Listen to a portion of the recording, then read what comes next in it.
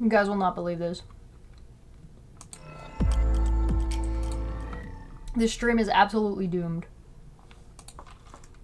And now my streamer bot's busted. I have no chat. Oh, okay. We're good now. Alright, it's working. I was worried for a hot second there. Chronology. Whew! Okay. So, we may as well just start this like it's brand new. Let's give us our chill vibes that I was talking about. Look at that. Are we fancy? Okay. You guys will never guess what actually happened. Can you guys hear me? Are you guys there? Am I audible? Am I visually available? Hello? Is anybody out there? Is there anybody like me?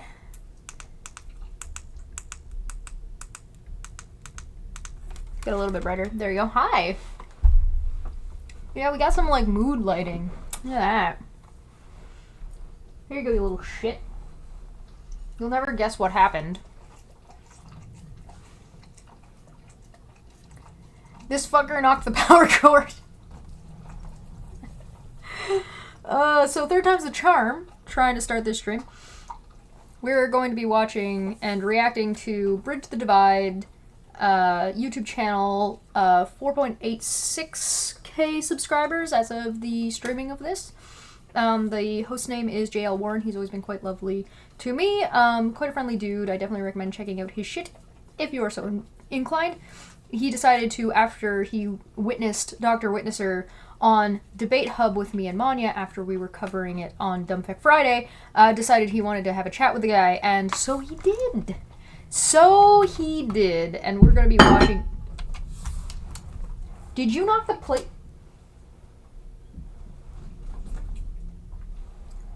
There's no winning with this day. This day is over. I give up. Can I go home? Am I done?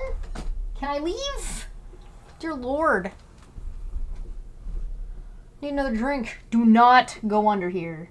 I'm gonna have to put like a protector for the power cord. No! Don't go under here. Go on the bed. Go. Go. Go on the bed. Or somewhere else. Don't. He likes to sit underneath my desk sometimes, and I've kind of like, oh, now he wants to leave. Yo, you got my plate, knocked it over, turned my stream off, and now you're just like, okay, bye.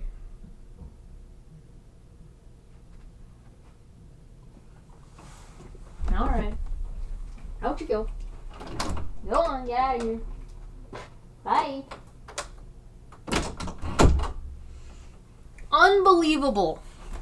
Spoiled little puck boy.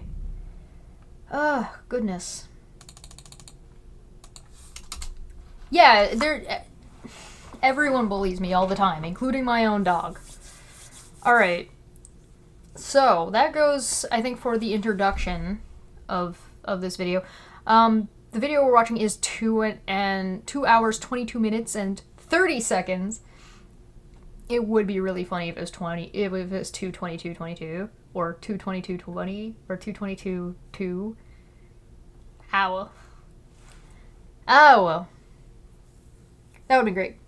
I did bring some snacks. I have a little bit of chips as necessary. Am I gonna sleep tonight? I don't know. You're not in here, so it's not gonna take me 10 hours to cover this 2.5 hour stream. I'm gonna try and do it in 3.5. Yes.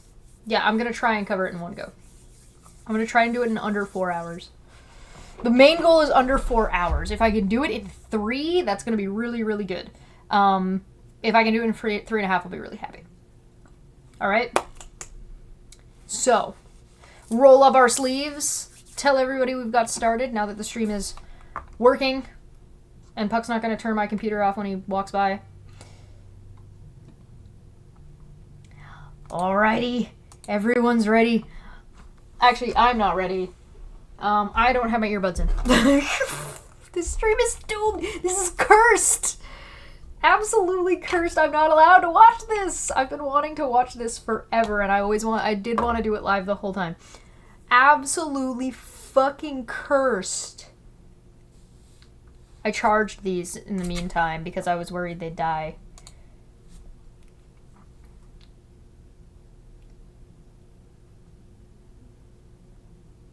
Are you on? Hello? Nope.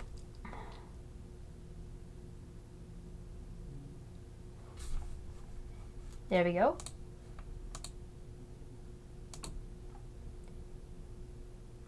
Connected. All right. Let's get started.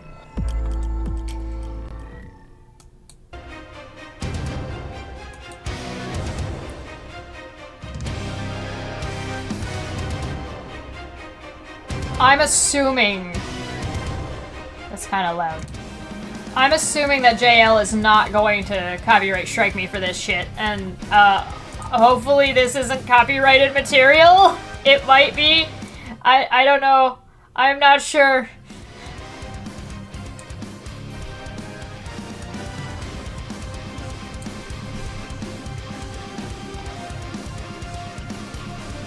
I like the music so far. I'm into it. I'm vibing. I'm digging it.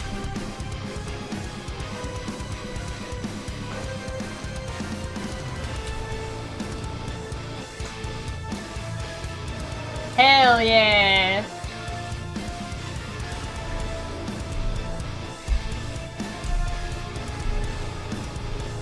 I'd bang my head harder if my earrings wouldn't, like, fly out if I did that. Give it to me! Come on! Come on! Nice. That's a rad opening, I ain't gonna lie. That's spicy. I like it. Oh, I guess this is the stream opening, so I can skip ahead. Alright.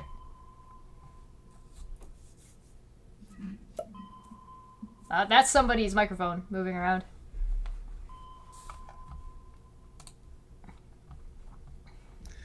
Good morning, everybody. Good to see everyone. Oh, it's a little early. It's an early one this today, but it was the time that Not we for had me. available. So, thank you everybody for being here. Welcome. If you're new to the channel, this is JL. I'm JL, and this is Bridge the Divide, where I talk about irrational beliefs and the irrational behaviors that often follow, and look for ways to bridge the side of the divides that are created by those beliefs. And we got a special guest today, but before we get there, let me make sure that I get up the support banner. Thank you to all the channel members, everybody who supports the channel, either by being a channel member and, you know, unlocking all those cool emojis I've made for you, or of course, I am not going to stop JL from shilling all of JL's stuff. If you want to go support him, please go ahead and do so. I have all kinds of funny, goofy stuff that you can get there. The links are down there, obviously below the video. But thank you very, very much. Do appreciate it. Before we get started and we bring on the special guest that we have today, let's say hi to who we got in the chat real quick. Before it gets to before it gets too big. We are pretty early, so it's a good thing. But Elizabeth S., good to see you. Good morning to you. Thanks so much for being here. Captain Will, she's well. You're always fantastic to see you. Raven Darkstar, thank you for being here. Clive Wells with the obligatory ghost, thank you so much. Always love that alternative energy. Wrote it no last name. Gabba Gabba to you. Hey, yes, it is early. There's a couple of the names in there I recognize. I don't like that we're getting lag on this, though. That's a little bit rough. Experiencing interruptions, find out why. I'm sorry. Why is the quality so low? We're just gonna up it and pretend it's gonna work. Good to see you, though. Thanks for being here. Tony Regime, good to see you as well. Thank you so much for the alternative energy. Hildia, member of the Godless Army. Thank you so much, Hildia, for being here. Good morning. Excited to have Godless Army. My brain busy while I run reports. Spicy. Oh, yes, definitely. Hope we can distract from that. Thank you so much for being here, Hildia. Cal L. Cool J as well, another member. Do appreciate you being here. McKinnon, Mitchell Studios is in the house. Good to see you, McKinnon. Just starting off early this time. I can actually catch this one. Awesome to have you here, bud. If you didn't notice, he's got Jason in the background in a big case. Peter Noddle is here as well as Thor Rasmussen, Spellbinder 101. Good to see you all. High Inquisitor is here. Please don't use big words. I just woke up. I'll definitely try to keep it to a minimum until after 9 o'clock. So thank you so much for being here, bud. I appreciate it. I respect that. Let me see. Dr. Nimrod is here, another member of the Godless Army. Says hello, everybody. Good to see you, Nimrod. And say up and out as well. Good to see you, bud. And Gaming Atheist is here. Good to see you. This morning Glory and yeah, absolutely. See if you can name all the things in his background. He's got so many little Easter eggy things. Morning, wherever you may be. And Maxine Kennedy is here as well. Good to see you, Maxine. Almost his beard looks so good. It's like just flourished over the last couple of years. Nima 19079 is here. Good to see you, Nima. And thank you, Dr. Nimrod, for all those cool emojis, for showing them to everybody. We do appreciate it. So this morning, I have a special guest, and some of you may be familiar with him, some may not, and his channel. but we're going to go ahead and bring him up. So, God damn it. I'm struggling. This stream is such a struggle. we can get started because he's also starting early and he's got a day, he's got kids, so we want to give him plenty of time. Hold on, I'm just gonna pause this for just a second. I'm just gonna switch over for just a second, and I just want to check something. Let me just, because I know there's ways to like finagle some shit. Like for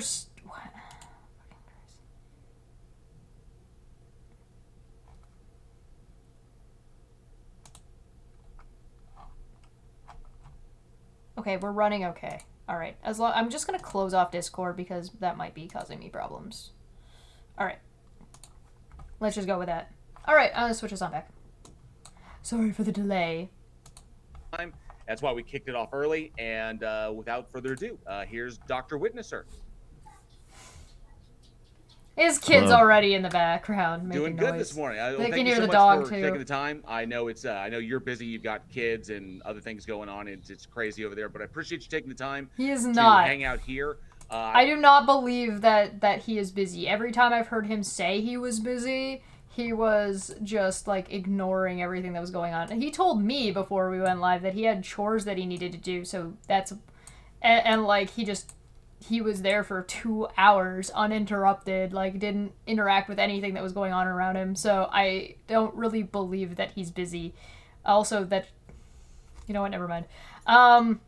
No wifey in the background, and he managed to figure out how to make his headphones work. So congratulations, he's upgraded. Yeah, good job. He's evolved. If any of you did not see my conversation with Dr. Witnesser, there is 2 shorts on YouTube about it that I'd recommend checking out. They're pretty funny. And if you are inclined to watch the whole thing, it is over on the YouTube channel, so feel free to enjoy that. I was really interested in having this chat after seeing your chat with Chesh, and I know that I watched quite a bit of it, and it didn't seem like it went. It kind of lost its capacity for productivity, and at a certain point, and there were some questions there that I had as well that I don't think got explored enough. So I appreciate you coming on here. Well, I think it was going okay until they started like pretty much mocking, and then asking me if I preached to farm or to animals at the zoo, and then after that, it just spiraled out of control. And at first, I was more than happy to talk to them and discuss issues, but yeah, it did. I wasn't happy with the second half of it at all. Yeah, I understood where the line of inquiry where it started with doing that, because they were going to play back on the concept of all creation. And so essentially I get where they were going with that, but we're actually going to get there. So actually, good job. No, JL is 100% on point. It wasn't mockery. Dr. Witnesser is just, as far as I'm concerned, using that as an excuse to disregard his behavior and his nonsensical bullshit before, during, and after. Nobody was mocking that.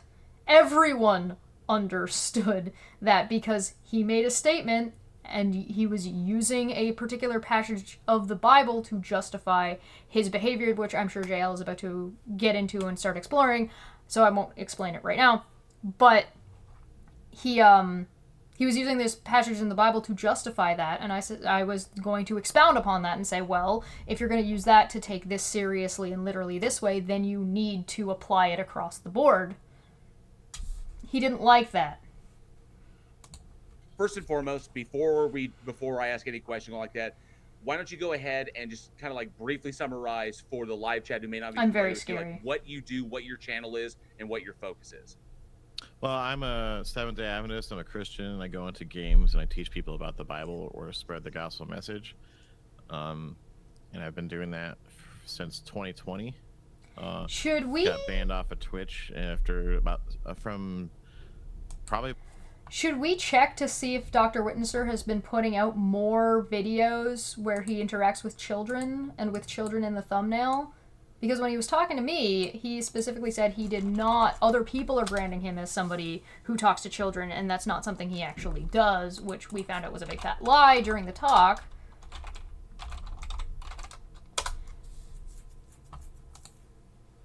My name's Dr. Winter. Oh god. Alright, let's see. Videos. Oh, good.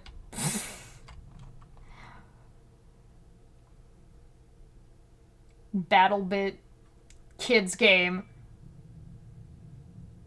Fortnite. Children! You're going to hell, kid. Dr. Witnesser, the Muslim kid video. Did he tell a kid that he was going to hell? Oh shit, I guess he did kind of, like... He was concerned about his chat with us, I guess. Damn. Maybe we should watch this one at a later date. Why do kids get cancer? Oh, this came out a month ago. This one came out right after our conversation with him. So he had his conversation with us, saying that he didn't make content about kids, knowing this video was coming out. Good! Oh, children. Okay, cool. Fortnite. Well, that might not be Fortnite. That might be something else. That might be Overwatch. So yes, more kids. So he's almost like kitty cornered himself. Like it's almost like, oh, I don't brand myself as talking to kids, but I'm going to, now that you're saying it, I'm going to start branding myself that way. That's a big old yikes on my end, but oh well, I guess. That's a whole lot to unpack. About May to January of 2021 is what my tenure was on Twitch until I got permanently banned. And then I moved to YouTube. Was in and out of the scene due to just, personal reasons and other things. I rebranded, and it wasn't no reason for the rebrand. I just thought it'd be fun and cool, and I didn't want to. I couldn't dedicate my time to what I felt like was Dr. Winter, so I rebranded because I had a bunch of things going on in my life, and it was like I wanted to do more of a chill, laid-back stream type of deal. And then recently I came back as the brand Dr. Winter because my wife kind of inspired me to, and then ever since then I've been kind of full blast with the, going back into games, teaching people about the Bible. I love podcast formats, so I like doing them. I like talking, and I just moved into our new house in January, so everything's settled now, and I can concentrate on the ministry now. So that's where I stand at now. And thanks for having me on your show. Absolutely, my pleasure. So I actually myself was unaware of the Twitch situation. Why do you think? So I know that did Twitch give you a specific reason as to why, or? Well, a lot of misinformation out there on the internet is that I got banned for telling a Muslim kid he was going to hell. That's the line everybody uses. Okay. And that was actually that whole situation is speculation because Twitch never tells you the clip or what you did that got you banned. They always just give you a blanket, thing. You violated our guidelines. Like violation of TOS. Right. Yeah. It doesn't just say violation of TOS. It will tell you which violation, generally. But it is a general thing. It will not tell you. He's correct about that, the clip thing. It won't tell you which clip. But it will tell you, if I'm not mistaken, it will tell you, like, hateful content. Do we remember which one Dr. Witnesser was?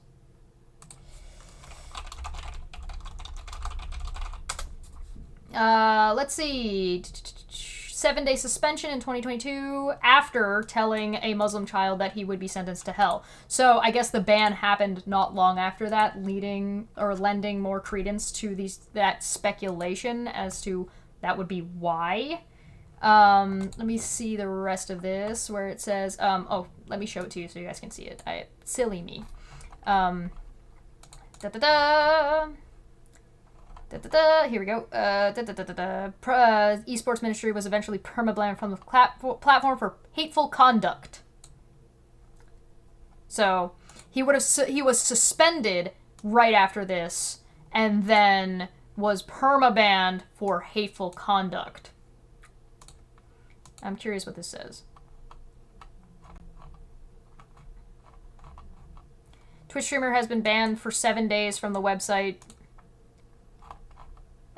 Twitch streamer banned for 7 days from the platform for apparently telling a non-Christian child that he was going to hell if he didn't accept Jesus into his life. I'm literally 2 seconds away from the Twitch bans Christians. Yeah, here he is, right here. This is his Twitter from 2020, July 13th. I'm literally 2 seconds away from posting to my 251,000 followers on TikTok that Twitch support bans Christian Twitch streamers for talking about what the Bible says on live stream. Are you part of cancel Christianity culture now, Twitch? With a picture. And oh, wow, the page doesn't exist. Huh. Surprise, surprise.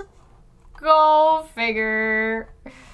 It's almost like not everything in the Bible is TOS friendly. Dextro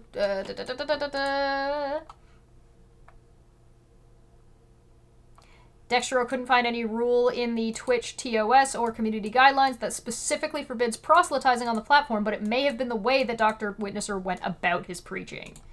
Yeah. This dude told a random child of another religion in Fortnite game that he will go to hell. Am I out of touch on this one? There doesn't see the thing is that nobody's talking about anything else that he could have done to get banned, including himself. So this is literally the only thing people have to go on that this was the case. And you also complained about it, so I don't know why you're surprised that this is the conclusion people are drawing. But it would have been technically the suspension, not the ban. The ban was because you continued to do the thing you got suspended for. Or at least the behavior, if not the specific wording. But I digress. Yeah. And so the whole thing was just speculative. And that was the first suspension in like July of 2020. July of 2020 is correct. That is a correct date. And then I had 2 others afterwards that were just, blanket. Nobody did any news on that. They did news on the last one. And those were 2 more, and then the last one was January. Yeah, not everybody cares every time you do something dumb. And it was just for like hateful conduct, basically. And so, again, that's the misinformation. I got permanently banned for telling a Muslim kid he was going to hell, and that wasn't even the first. That was just the first incident. It wasn't the last one that got me permanently banned. So he's arguing semantics. He didn't get banned because of that. That was just one of the reasons he got banned for hateful. That was just one of the incidents of hateful conduct that led to him being banned. So he's arguing the specifics, not denying that that's what happened. Except he's trying to use that nuance to say that people are misleading other people when that's not really the case. It's not exactly wrong, it's just not the most accurate, right? Why do I keep saying right as if I need acknowledgement? I know I'm right. I'm not asking. And I don't know. I can only speculate, because before, when I first got the first ban, I didn't really ask people if they wanted to talk about the Bible. I would just like break the questions on them. Mm-hmm. And after that, people were like, well, maybe it's because you don't ask. And I was like, okay, well, I'll just ask then. And so since then, I would always go into games and say, hey, so-and-so, do you want to talk about the Bible? I go into the games to teach people about the Bible. I would generally ask people. There's only tell them who you are. Instances where I might not get to ask, and the conversation winds up going there based on what is said. But what do you mean winds up going there? You are already coming into these starting conversations directing them that way. So it's not that you don't get to ask, it's that you have a conversation and choose to follow it rather than asking. So, whatever. 98% of the time, I always ask. 98% of the time. And so I was like kind of befuddled on my second ban. I was like, what? I thought I fixed this. Oh, there's the wifey. That was the problem. And because they call it harassing, and I was like, I'm asking these people if they want to talk about these things, and they're saying yes. So how can that be a harassment? And then and so You're not posting all of the times you're asking, though. Your videos are only posting the times that, like, at least on YouTube. On Twitch, it's just a matter of, like, just because you're asked, you can ask somebody the same question 100 times. It's still not appropriate. So I tried to, like, refine the way of doing things to, like... And you failed. You know, make Twitch happy, but no matter what I did, it just seemed to, I applied for partner 3 times. I was smashing their partner numbers, 144,000 followers in 6 months, average. I can't imagine why somebody wouldn't want you representing their company. I can't imagine that, because it's not just about numbers. If you become a Twitch partner, you're now, to a degree, representing Twitch, and you have to follow stricter rules about your content. The numbers aren't the only thing that matters, my guy. Sorry. It's just not how that works. Viewership was like 400, 500 people. So it's not like, I was just smashing their partner numbers, and they denied me all 3 times. And the first 2 times I actually applied, I got suspended during the application process. Yeah, because they were looking at your content and finding out it was hateful. Why are you surprised? Why are you surprised by that? Makes perfect sense. That makes perfect sense. He got banned. He got suspended 3 times, then banned. He applied 3 times and got banned, and didn't get. He brought it on himself. He brought attention to himself from Twitch.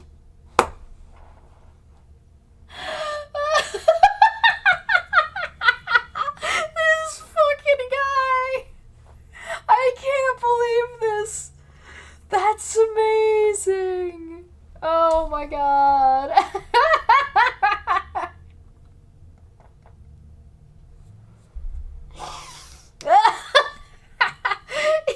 You told on yourself. Which I thought was a little odd. A little odd. That's the story about that whole scenario.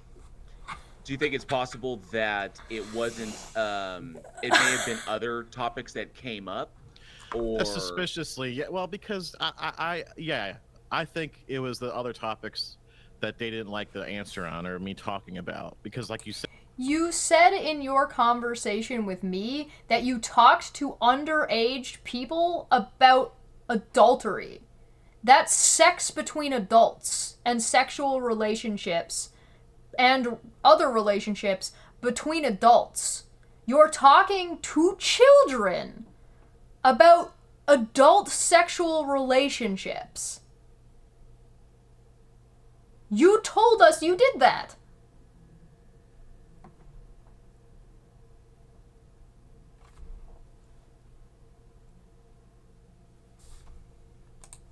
said, people ask all kinds of questions regarding the Bible, as I'm sure. Of course, it's you because do of the and have, answers. And, Uh-huh. other people that maybe not believe or are agnostic or whatever. They have all kinds of questions about the Bible and certain topics. Why this? Why that? And I'm honest. I answer them as honestly as the Bible says it is. And I don't think Twitch likes.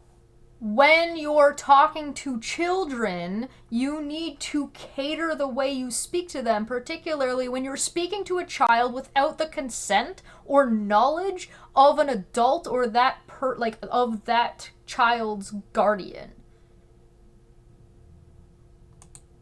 It's those answers. If you get what I'm saying. Yeah, we understand what you're saying. You're saying that you're being persecuted for being a Christian and you're in answering your questions about wife that everybody seems to fucking want to ask you for some reason. Yeah, that's not why, dumbass. It's difficult to say like as a corporation as to like what kind of speech is going on. Typically, it's hard in another backroom, yeah. Yeah, typically violations of TOS result from, because I'm familiar, because here on YouTube, violations of TOS typically result from hate speech or threats or something of that nature, Hateful or what somebody content. can interpret as a form of hate speech or well, hate speech is broad, I mean, you can basically make it mean whatever you want it to mean.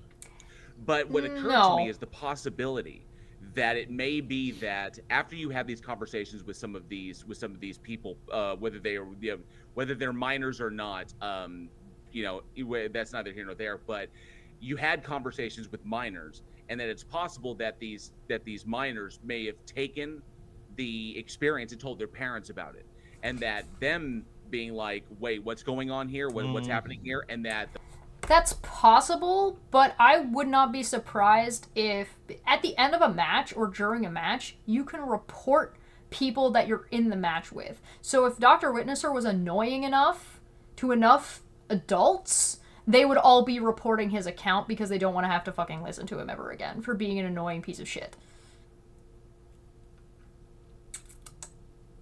And again, there's more than one person in a match that can hear you. So just because you got one person to consent to a conversation doesn't mean you got everybody on your team to consent to that conversation. And so if that's the case, then people who were listening in could have been annoyed and thought what you were saying was harmful if you were preaching about hell, or you were saying that being gay is a sin, or you're talking about, I don't know, why kids get cancer from a biblical perspective. People are going to report you for shit. And they're just going to pick. They're not going to care. They're just going to be like, I get this man the fuck away from me. Whether or not they're the ones you're having the conversation with. Right? And whether or not there are minors listening into those conversations. And then you can start getting into, because there's the kids that he had conversations with, and the kids that were listening in on the conversations that he didn't know were there. Right? On top of that, we already know why he fucking got suspensions and banned. It's because he was applying to be a fucking Twitch partner, which means Twitch reviews your fucking account. So if they're reviewing your account, you don't even need anybody reporting you in the game. Or, because he didn't get banned from the game yet, has he? He got banned from Twitch. And the kids would or would not know enough to contact Twitch. They would contact the game, and then the game would contact Twitch. So that seems very, very unlikely. The reason why Twitch found out about him and decided to get rid of him off of their platform was because Dr. Witnesser decided to tell on himself by applying for a fucking partner. So Twitch went in, reviewed his channel, and went, oh, fuck that guy.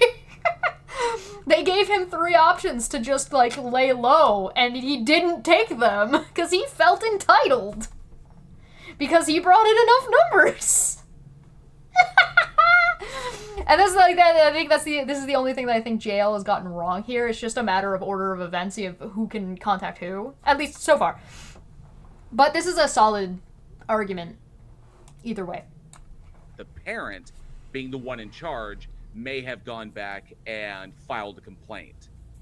I mean, that's totally possible, but I didn't talk to that many children, and as far as I know, that you know of. And also, I've been doing the same thing on YouTube for a while and never got any videos taken down or complaints or anything like that, or, you know, never got reprimanded for the content and for the questions and the answers. So YouTube is notoriously slow when it comes to reports and taking in reports and banning channels. You're also catering to a specific audience, and so when you're preaching to a choir, you're less likely to garner attention from people that are going to report you. So you can also label your content on both Twitch and YouTube that it's not for kids. Which I don't know about whether or not he's done that. You know, Okay. that's the other myth is like, I target children, and it's like, no, I don't. It's just I happen to play a game where children also play it. It's funny. People were like, hey, you should. Time out. I'm gonna look at the statistics for Fortnite.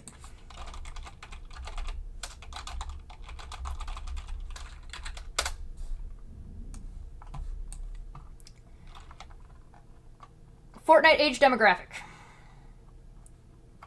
18 to 24, 62.7%. 25 to 34 years old, 22.5%. 35 to 44, 12.7%. 45 to 54, 2%.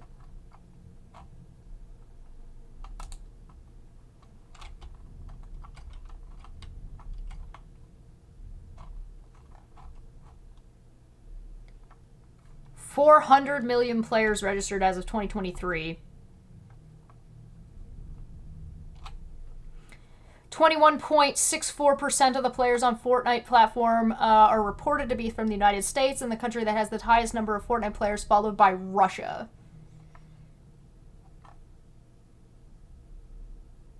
It's 90% of Fortnite players are male. 62.7% of the Fortnite players are from the age group of 18 to 60, or sorry, 18 to 60, 18 to 24.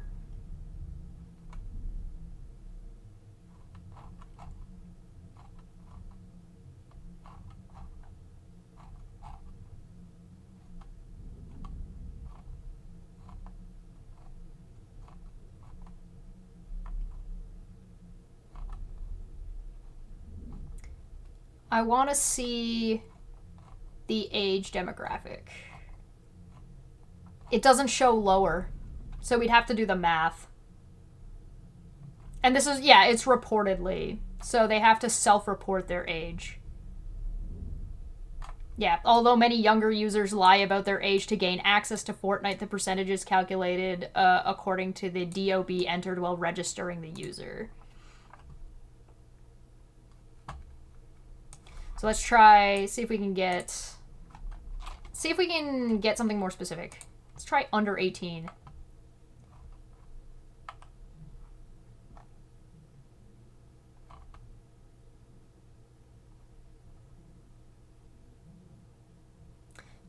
%26 of preteens in the United States play Fortnite, according to this. Revenue data.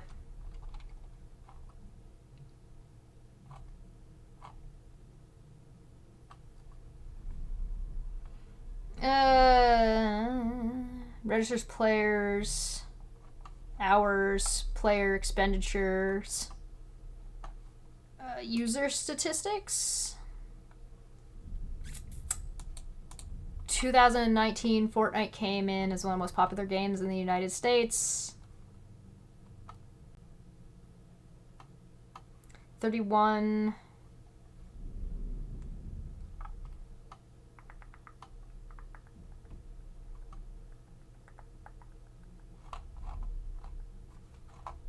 Player demographic.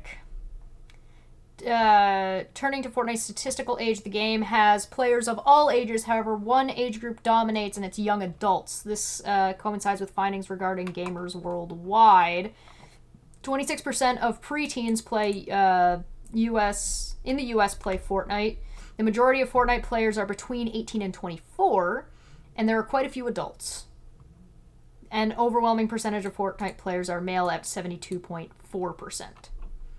So that's 26% as of 2019 out of however many players they had in 2019. 78 million downloads and 125 million players. So whatever that number is. That would be, let's find out what that number is. What did I say? 100, the percentage, 26% of 26% of, I'm not good at math, so I trust. That would be, whoa, hold on, 1, 2, 3, space. That'd be 32,500, 32,500,000 players. That's the number. According to the calculator, right there. Calculator. See? You can see. Calculator. 32,500,000 people that are preteens. Preteens! That's not even below 18. That's preteens! Bruh! I'm not approaching children. Why would you people even think that? I'm not targeting them. If you care for the numbers, here they are in the chat. Here you go. Enjoy. I'm gonna minimize that. I might need it later. I do not fuck around. If you make fucking statements like this, I'm gonna go look up what the numbers are to see how accurate your statement actually is. Surprise, you don't know what the fuck you're talking about. Do this in Call of Duty, so I was like, okay, and you know, I've played Call of Duty before, so I go into Call of Duty, and literally the first game I get into was like a kid, like a 10-year-old kid playing Call of Duty. I'm like, are you kidding me? Like, people are like, and it doesn't happen that often in Call of Duty, but kids do play Call of Duty, but not nearly as much as Fortnite, obviously, because Fortnite's such a big, broader audience. Right. So then why yeah, I do mean, you play on Fortnite and choose Fortnite rather than Call of Duty?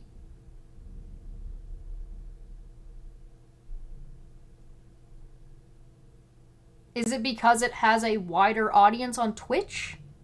And you want more views? And you're willing to throw children under the bus in the meantime? Because again, there's a difference between the number of children you're directly talking to versus the number of children that can just be listening in, who don't have mics, who aren't allowed to use chat maybe, that can't have consented to the conversation.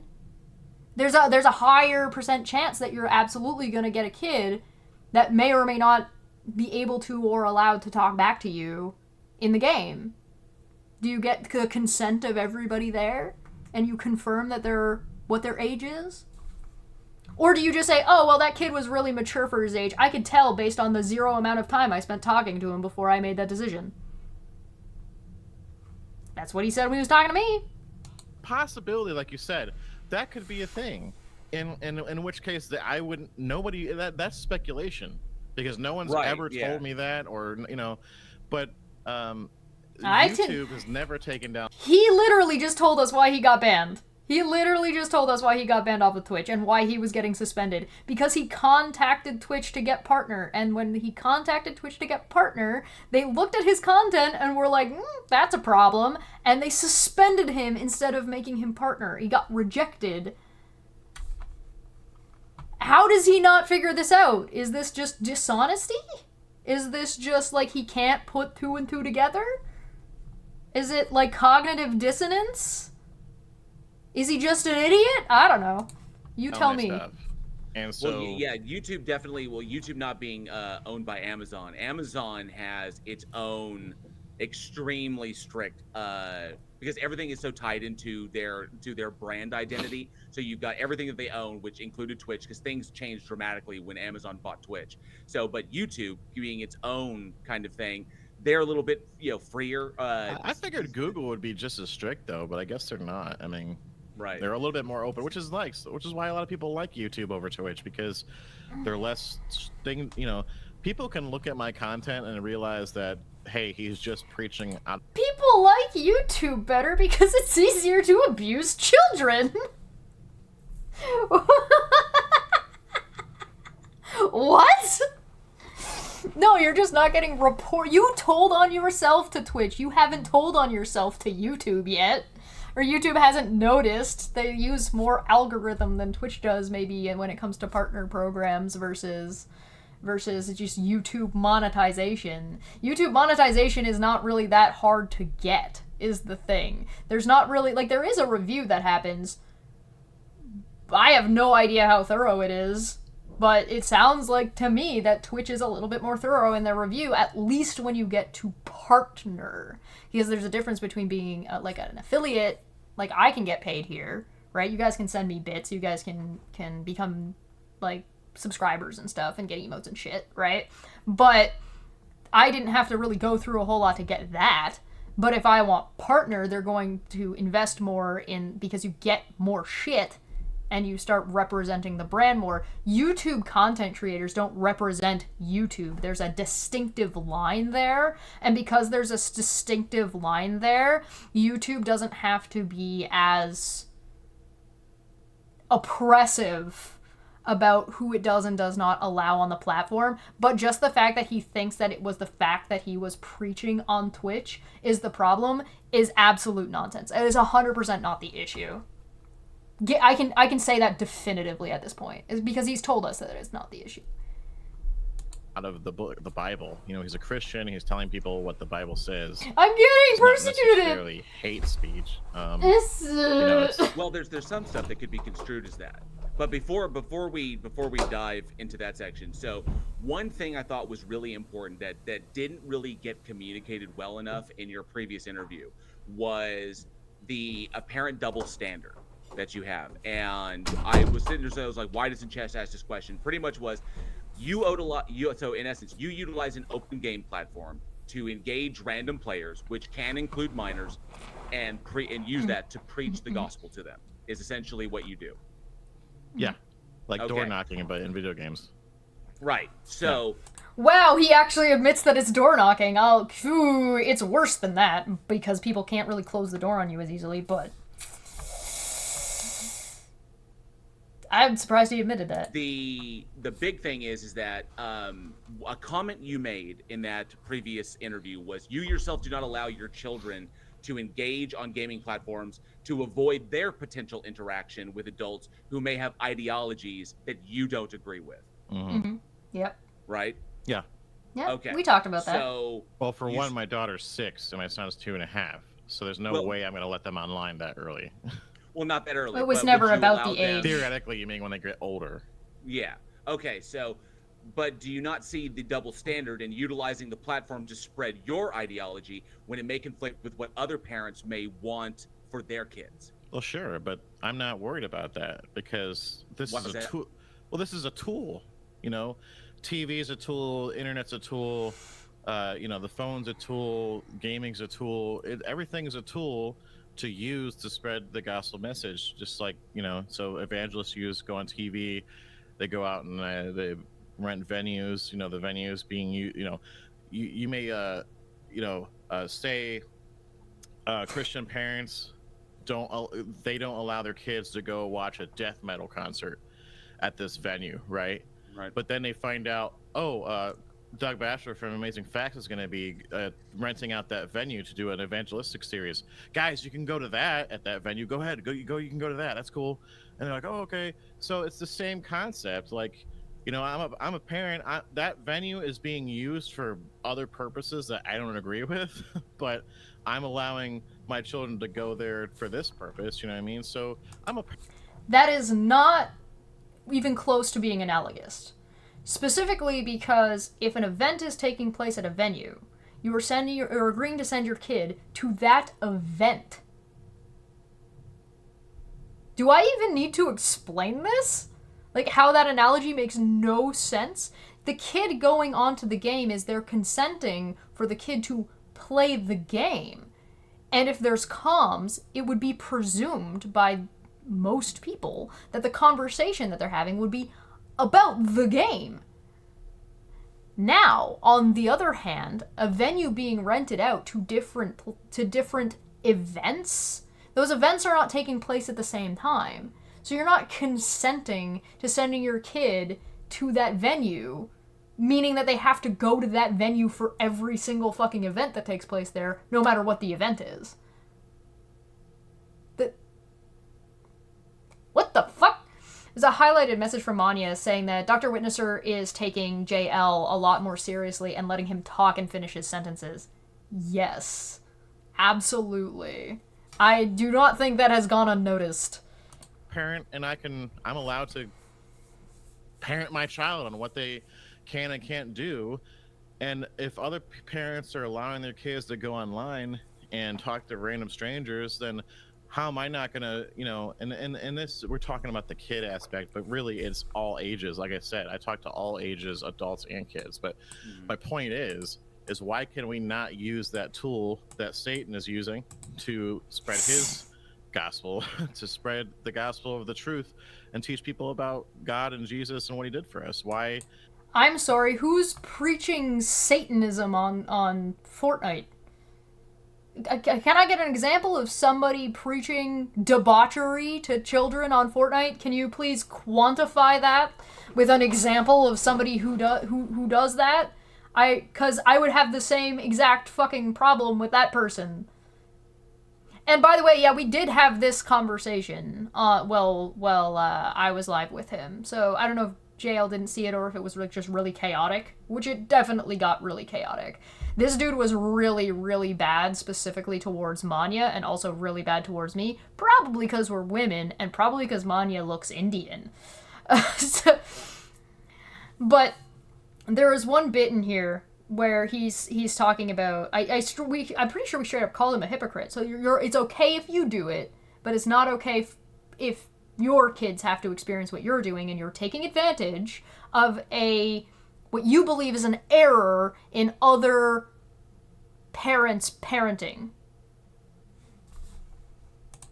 Can't I have that standard? Because taking advantage of the 'Cause world it's hypocritical. and the tools they have and what they're doing to spread the gospel is all we can do. Because if we just stayed away, no one would hear the gospel. You know what I mean? You live in Well, I mean, America. that's why you have... Bitch, you live in America. You're American. The gospel is literally everywhere. You already said it's on television and on the internet. So if it's already there, and it's in games, there are Christian video games out there that fucking exist. So no, they are absolutely, you are not the dividing line. You're not doing anything special. The thing is anybody could walk into any fucking church and not have anything imposed on them because they went into that church. You fuck. Churches, though, right? No, churches are not for people. The Bible doesn't tell us to sit there in a church in a building and wait for people to come to us. That's not what God tells us to do. That's not evangelism. How many people would actually come into the church if you just sat there and waited? The church building is a building. The people are the church. The building is not the church. The building is for people who are like-minded to come to congregate, to worship God, and to praise him. And he has gone into left field here. The thing is that you can advertise your church's existence on TV, on the internet. And if your church wants to build a game, they can build a game.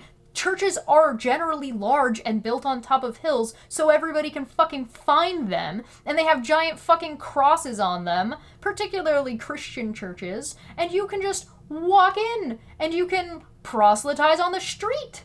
And so, like, it doesn't say, go bust down people's fucking doors and sneak their children away, you fuck. That's not what it says. That is not what it says. The Bible doesn't tell you to do what you're doing. You're just trying to cram your want to do this for some reason. I'm kind of questioning why you are so focused on doing this at this point. That, like, this is nonsense. This is not what the Bible says. In fact, you know what? Citation. Show me where the Bible says to do what you're doing. It does say to go out and help people and do good deeds, and those good deeds and in your actions and your behavior will reflect God and Jesus, and in doing those things and behaving in that way will lead people to God and back to you and your church to receive whatever counseling or whatever message from the church that they need to get. But that's not the way you behave. You're not godly. You treat people like shit.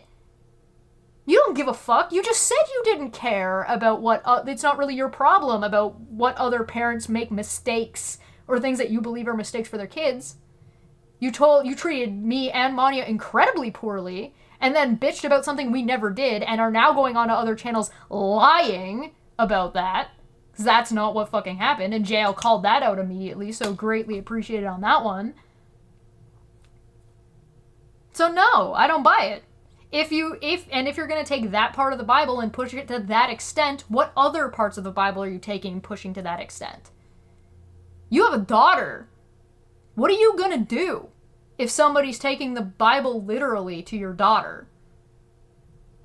Are you going to take the Bible literally to your daughter? Because that's fucking terrifying. Because you're mixing up Old Testament and New Testament passages. So that means that you're going to have to apply those Old Testament passages to your daughter. You're not helping anybody. You're making games worse. You're making Christianity worse. Good job. Talk to like-minded individuals and stuff. We are to go And out stuff. of the building, through the neighborhoods and through the streets. What and through the church are you cities part to tell of? Does your people the church good know? message, the gospel. Does your church know you do this? Do your church members, are you part of a physical church that exists? Do they know that this is a thing that you do? Are they aware of your online predatory behavior and that you talk to minors directly and indirectly about adult sexual relationships? Do they know that? Hope they find out. Which means good news. We're not to sit there and wait for people to come to us. That's not what the Bible teaches at all. So, what are your thoughts on the observations of some that you're taking advantage of other parents allowing their kids to game on these platforms to preach to them is predatory in nature? Well, my thoughts are I don't care that they think that. He doesn't care. I hate the word that they use, predatory. I think it's a derogatory term to describe it. Derogatory? That's the word everybody chooses to use. Well, there's a reason for that because it's descriptive in the sense. It's not when we talk. There is a sense in today's media where it implies like child predation, and I get that. But the action of itself is you're looking for targets. Well, I'm not. But they don't. It's almost ambush. No, he is looking for targets. They're just not always children. He is absolutely looking for people he can talk to. That's his whole thing, is looking for people who are willing to have this conversation with him. Or people he can lead into that conversation. That's what he's doing! What do you mean? No, I'm not doing that. Yes, you are! Nobody said you're sending kids dick pics. They're logging into play, and they don't know what your agenda is, and then all of them, they think they're going to play Fortnite, and then... Yep. You're there specifically not to play Fortnite, but to have these conversations under the guise of playing Fortnite. And it's not just predatory towards children, it's predatory towards everybody in that game. It's predatory towards everyone he is playing with. Period. Children are just involved at a rate of the number of United States potential minors preteens that are involved in this is 32,500,000 or 26%. Unbelievable. Good call on JL though. The only pushback I would give for him is having these numbers that I pulled up. I'm not gonna lie, as far as I knew, there was no interview like this when I went to, what I had done, or like this one, before I had talked to Dr. Witnesser. So, I wanted time to prep as well. Sadly, I didn't get that time to prep. And I think these statistics would have been... I wish I had them in my back pocket. Right? Just so I could be like, well, how many kids are actually on Fortnite? Actually, it's this many. So, having these numbers on hand would have been really, really good. But maybe he does. Maybe he pulled them up. And that's why it comes off as predatory. Okay. It is predatory. It doesn't just come off as predatory. Because that's not your ultimate goal. Now, the ultimate goal is not to win or to for the team to win. JL's being nice. To get your message out, whereas their objective, yeah, right. So, but you can see how that can come off as predatory especially to other parents. I don't agree with the word, but if that's what you want to say, okay.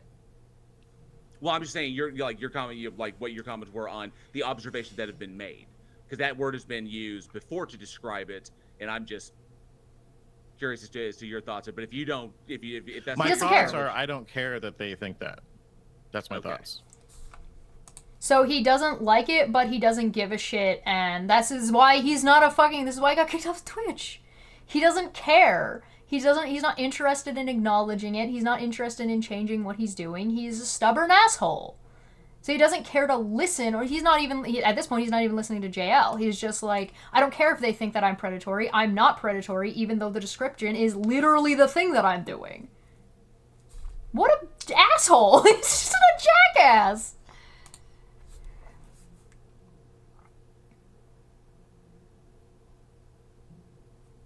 Loading. Okay, so as far as when you talk about JL just using moves the on. same platform That's fair. that what you believe Satan uses. And Well, Satan's not sitting there behind a controller on Fortnite like playing a video game. That's not what I mean by that. I mean, Nobody thinks you mean that. The fact that you're qualifying that makes me think that you do mean that. Nobody does not.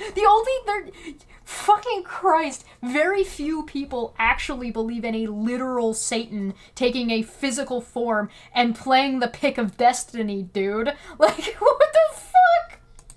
it's spiritually, demons are everywhere in the world. He talks to everybody like they're because he took fucking a third of the angels out stupid. of heaven with him. He convinced a third of the angels to He's revolt. trying to use JL's platform to so, preach. The Bible teaches us that Satan's walking around on the earth roaring. And I'm sorry, I didn't mean to cut you off, but I assume this is where you're going. Now you're sorry to cut people off. Oh, because you need to explain that there's not a literal Satan. Okay. Go ahead, finish what you were saying. My bad.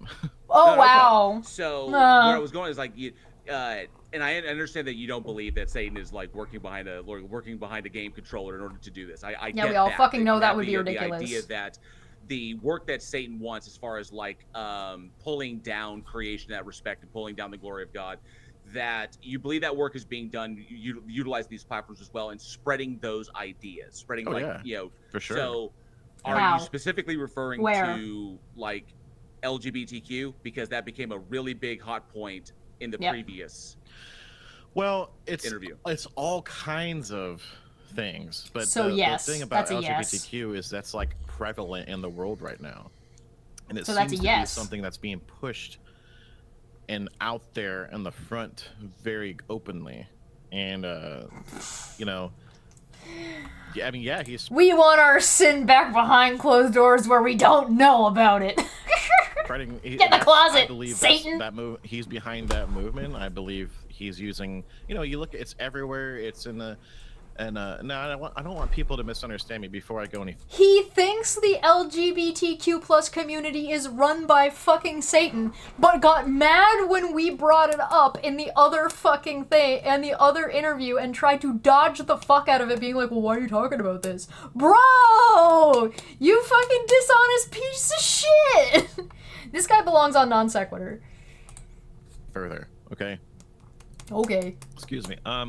I'm not advocating, and some people will disagree based on what I'm saying, but I'm not advocating for violence or to treat people in this. People will disagree. I'm not advocating for these things, but people will disagree because of the words I'm speaking. Then don't say those words. Pick new words. Get better words. The best words. What the fuck? Community bad or anything. I believe that what the Bible says, we should treat everybody with kindness and love. Then why were you such a dick to Manya? If she were to come to my house and in need of help, or hungry or homeless, of course, 100% I would help her. But that sounds like your sister doesn't hang around you very much if that's the only time she'd be coming over to your house is when she was desperate. So you have a shitty relationship with your LGBTQ plus sister, who you just outed. If there's anybody in your family that watches your shit. Good job, you piece of fuck. Wow, this dude is unbelievable. I think he doesn't realize the things he says when he says them.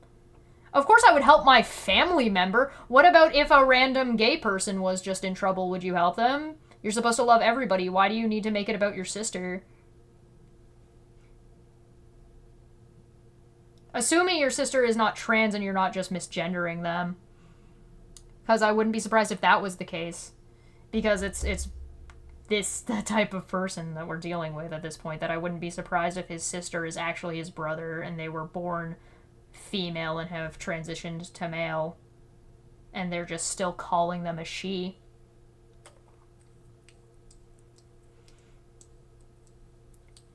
Why would the only time your sister is coming over is when they're desperate? Why is that the only example you have? Why isn't your sister coming over for like a birthday and you don't treat them like shit? Or do you just actually treat them like shit? Because it sounds like that's what you just described. How does he keep getting worse? Cause he keeps talking. That's how. That doesn't mean you have to support what their ideology is, or what they believe, and or what they do. You know. What ideology? If they. What ideology? What fucking ideology? And I don't think anybody's asking for you to help support their dick while they fuck.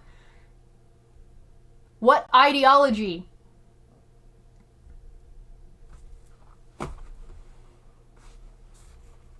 They were to, there would be a point where you have to cut yourself off from certain aspects of helping that person. You know what I mean? Like, but we should treat them with kindness and love. But some people would say, well, since you don't support what they do or what they are, what they are, then you're not being kind and loving. And I totally disagree with that. But not supporting means that you don't think that they should exist. It means that you don't accept that this is the way they are. Because they are the way. Whether you believe what it is a sin or not is irrelevant. People lie all the time, and you accept them as being regular, normal human beings. So why the fuck would you not be able to accept and be fine with somebody being gay? Why would you treat them any different like you would somebody who sins in another way?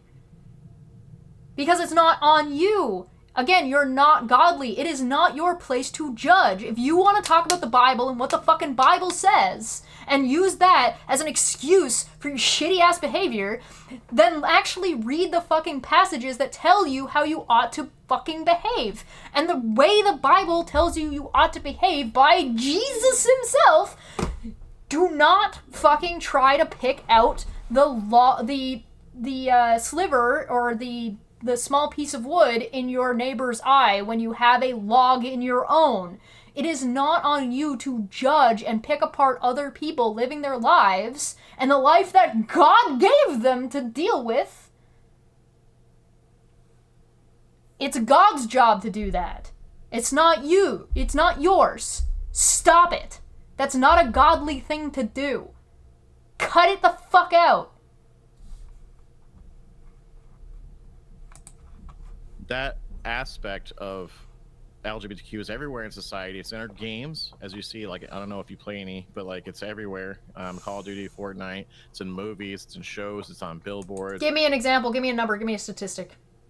Because the statistics of the number of trans, or just even LGBT representation in games, movies, and any kind of media is incredibly low, incredibly small, especially when you're talking about like named characters, not just background or side characters, or like characters that aren't are not even named, like the person wearing a skirt in Star Trek.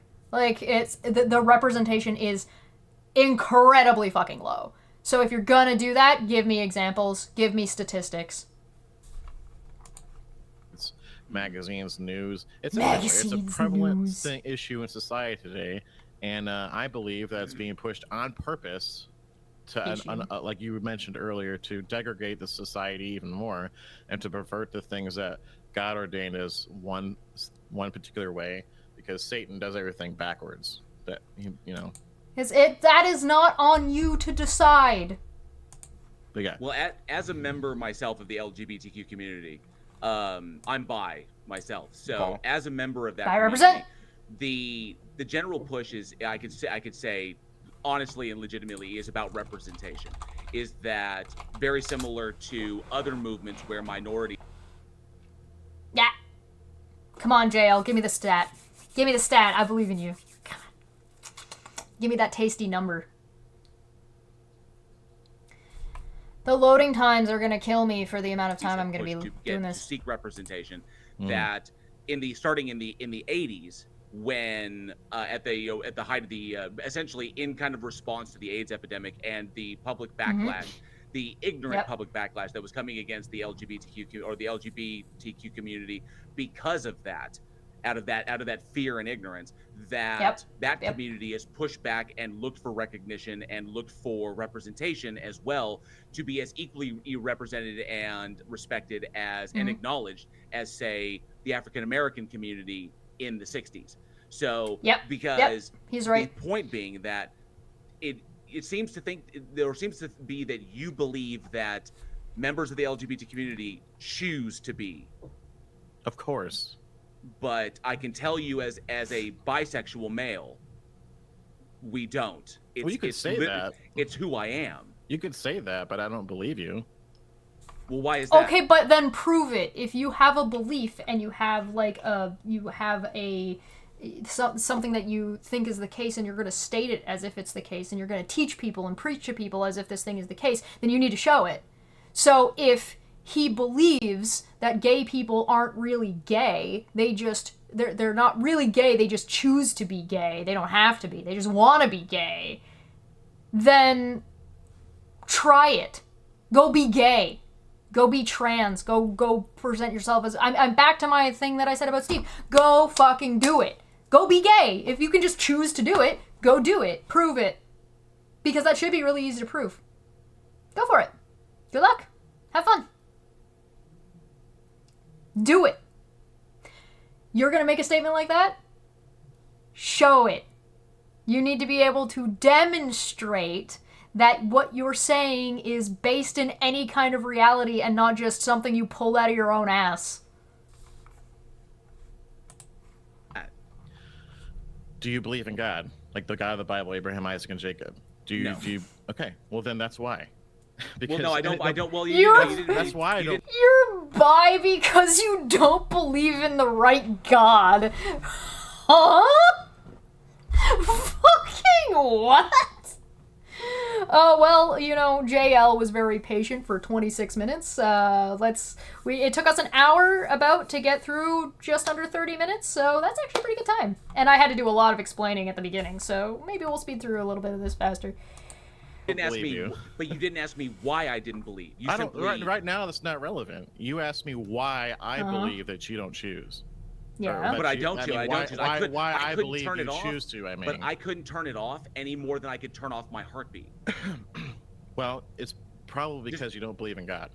No, but I was a believer, and I was bi when I was a believer. Well, you don't now. You want me to read you a text? Can I read you something?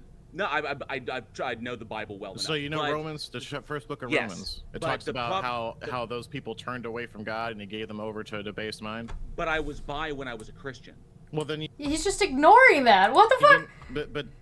But were you? But my brain. You're saying, Lord, okay. Well, there you go. No, I was a legitimate believer. Well, okay, there you go. What? You can be a sinner and be a Christian. That's the whole fucking point. What is wrong with this man? Does he just not understand his own theology? All Christians are sinners. That's the whole idea around the forgiveness and the Jesus and going to church and praying and asking for forgiveness on a regular basis because you're a sinner and you're always a fucking sinner according to Christian theology. So if you're a sinner all the time, why would being LGBTQ be any fucking different if you believe that the Bible actually says that that's even a sin in the first place? That's not in the fucking Ten Commandments. The Ten Commandments doesn't say don't suck dick. That's not a commandment. That wasn't important enough to write down. So then, what the fuck? The laughing emoji being right on top of my face was perfect.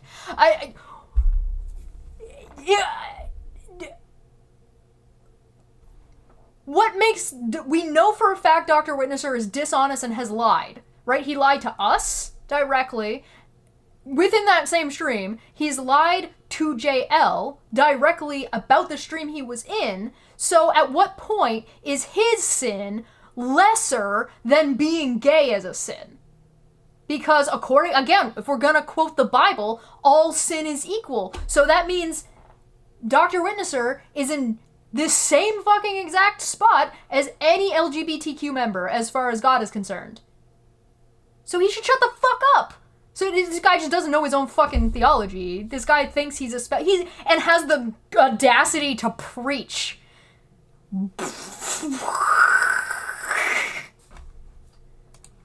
About confirmed.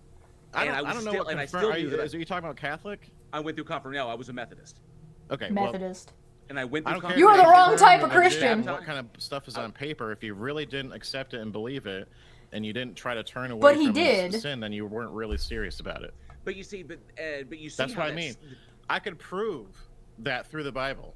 Okay, No, you you said can't. you didn't choose and you've been like that and stuff, but if you read the Bible, if you understood God's word and you said, okay, God said this is not right. So God didn't say that. There is one passage in the Bible that says you shall not sleep with a man or lie with a man as you would with a woman. That's the closest thing that you have. And depending on what you're talking about, you either take the Old Testament or you leave the Old Testament. Those are your options. Because they're conflicting. I could probably use the Bible to say Jesus is gay and be pretty fucking convincing about it.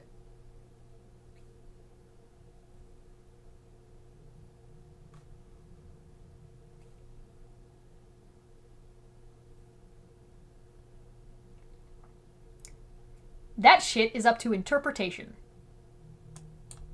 I believe. Also doesn't say anything about being trans, though.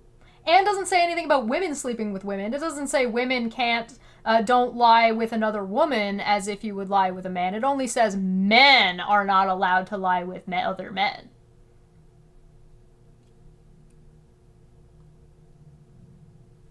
I guess women are just allowed to fuck around and find out.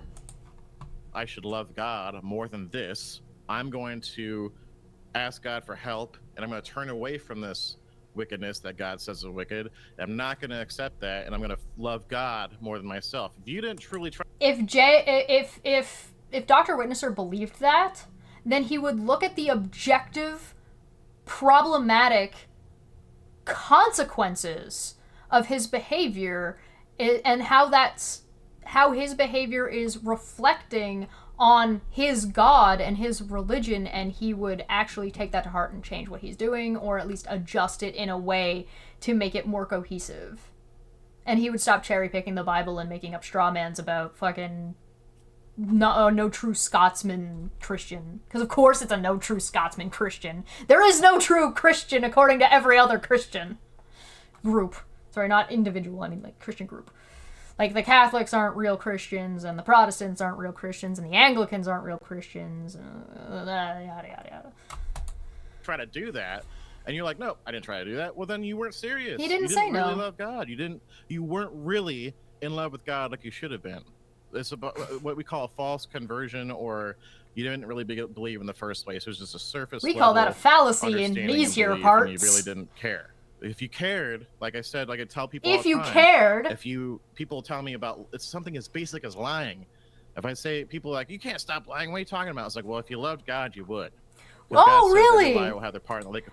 Wow, Dr. Witnesser, if you loved God enough, you would stop lying.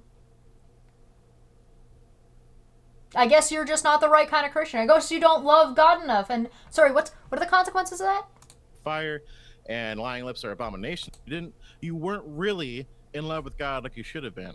It's about what we call a false conversion, or you didn't really believe in the first place. Wait It was for just a it. surface level understanding and belief, and you really didn't care. If you cared, like I said, like I tell people all the time, people tell me about it's something as basic as lying. If I say people are like, you can't stop lying, what are you talking about? It's like, well, if you loved God, you would. Because God says every lie will have their part in the lake of fire, and lying lips are abomination to the Lord. So my point is, if you really... So my point is Dr. Witnesser is an abomination who's going to have his time in the lake of fire, according to him. And, like he tells people all the time, so he is regularly telling people that they're abominations, and that they're going to have their time in the lake of fire, and 26% of those out of 125 million is 32,500,000 children. Preteens! Oh my fucking god. That's the name of the video. I'm just gonna end up with a series about fucking hypocritical Christians who don't follow their own fucking doctrine and don't follow their own theology, and in doing so are sending themselves to hell. Because that's what Dr. Witnesser is doing. He is essentially, by all intents and purposes, a false prophet. Who's doing Satan's work again? I'm having more fun than I thought I would. Good job, JL. Look at his face. JL's just like done. Just done with his shit. Come on, come on, come on, come on, come on. Play. Go. Nah! Nah! Oh! The Christians found me. El Diablo! Satan, is that you? Have you come to save me from myself? Did believe there we go. and love God, you would turn If you from did. that sin. And I'm not saying it's easy or it's just simple as a snap of the finger, but the whole aspect of wanting to turn away and give your heart to God and reject the flesh and live for the spirit and live for the next world and not this one. If your body's a temple and you're rejecting the flesh, why are you so tubby? I don't mean to be rude. I'm not saying that to make fun of you nor your weight. That's a struggle. It's difficult to do. It's not as simple as just a snap of the finger and you can just make those life choice changes. And you have to work with, you know, your body and your metabolism because you can't control that. That's not a choice. But if you loved God enough, then you would turn away from the desires of the flesh and take care of that God temple of a body that you have, wouldn't you? But I don't see you doing that. And it's a sin to desecrate that body, which is what you're doing with whatever food you're ingesting and whatever exercise you're not doing in not taking care of it.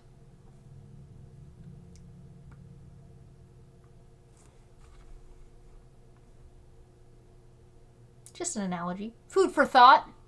For your soul instead of for your ass. You don't have that in your heart, then it's not going to happen. And so that's why I but say you had a problem, choice and you decided not to go along with that choice. But the problem with that is that I'm married and have been for 20 years now to my wife.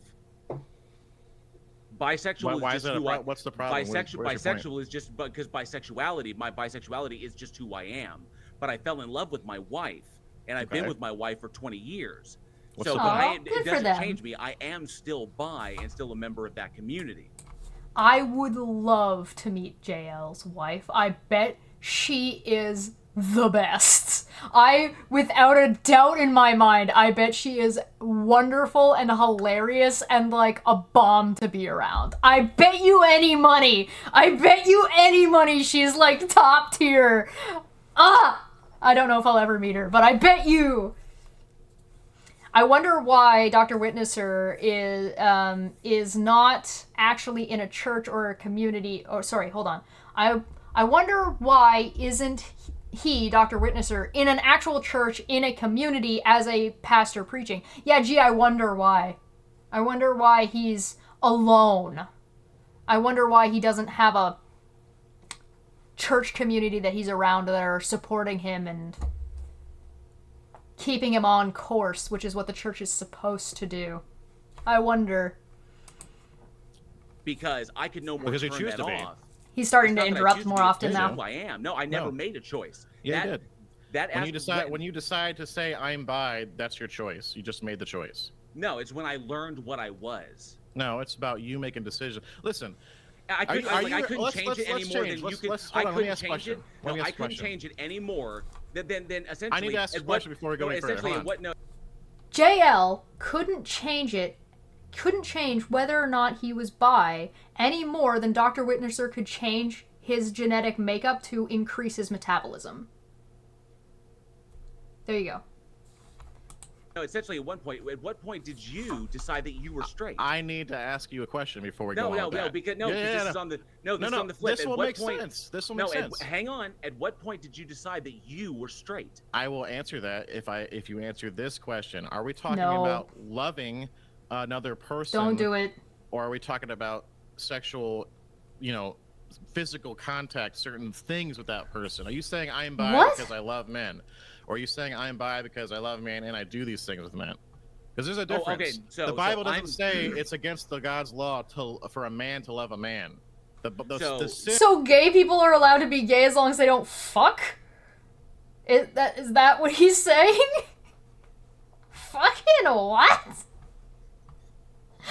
Oh, fucking, oh my god. Alright, we've been at this for an hour and a half, and we are 30 minutes into this video, and I'm just gonna give us a quick 3-minute break. I gotta get a refill on my drink. I'm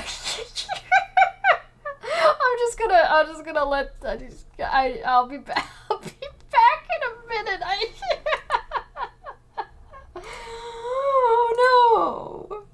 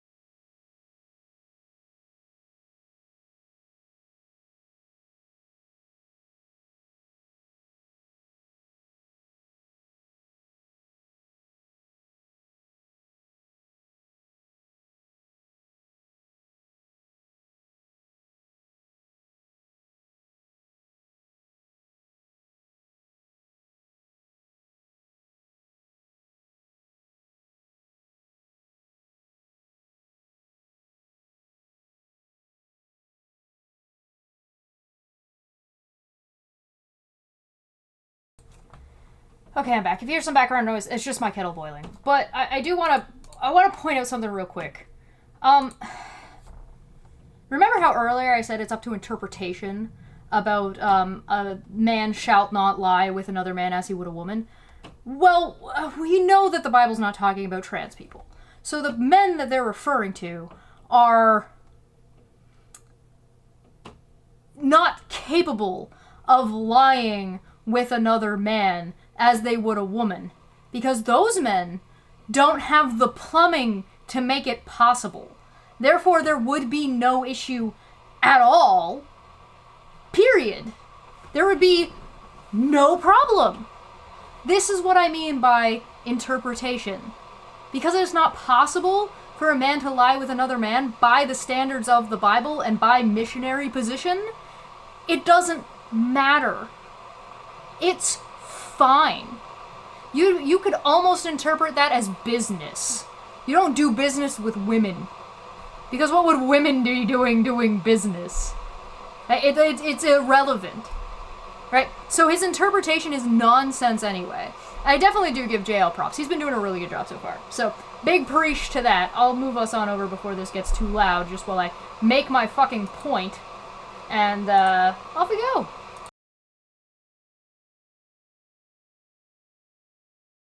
And it talks about is doing those actions in the lustful things with the same sex. There's a difference. So I just want to make that clear. Yes, it's not a sin to. I understand that. So if that's not a sin, then it's not then adultery doesn't include thinking or lusting after. It's only if you take action by that regard, which I don't think Dr. Witnesser would agree with, because he's ping-ponging around to whatever's convenient at the time. Why? Because I have a natural attraction, a natural physical sexual attraction to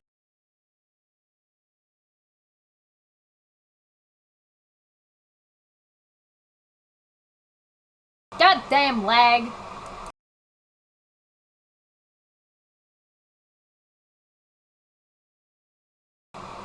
You hear that kettle boiling?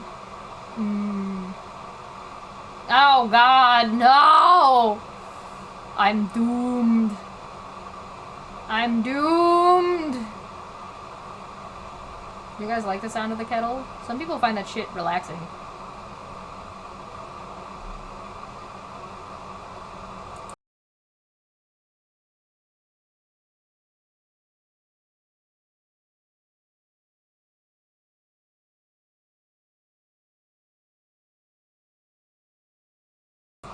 Please!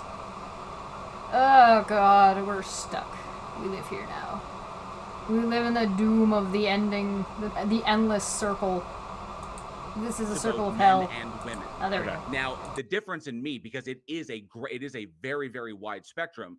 With me, it was always about, I could always, the type of relationship I was looking for long term, I couldn't really achieve with guys, because I myself am just too alpha personality, and so I'd always. He's too alpha. He needs a submissive woman. I bet you his wife is not. I bet you his wife is not. I need to know. I need to meet. I have to message JL at some point and be like, I need to meet your wife. I have to meet your wife now. Introduce me. Don't introduce me to your wife. It's a trap. It's a trap. It's a trap. And I'm not going to tell you why.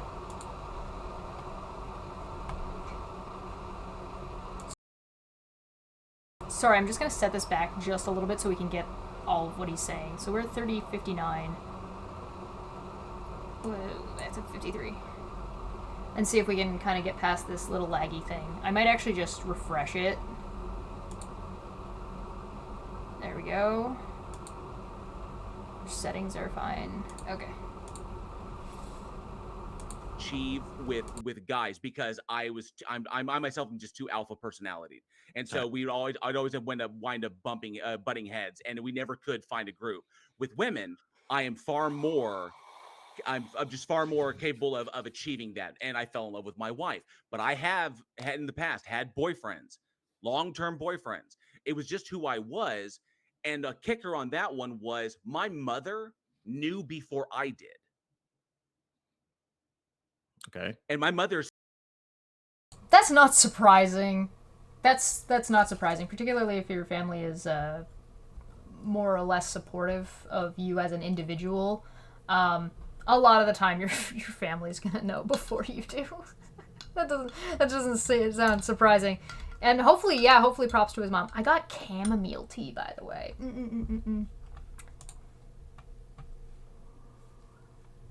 Oh my god, maybe I just need to stop pausing it as often. Maybe it's me. Maybe I'm the problem. Hello, it's me. I'm the problem. My mother is a devout Christian. I'm an atheist, but my mother is a devout Christian.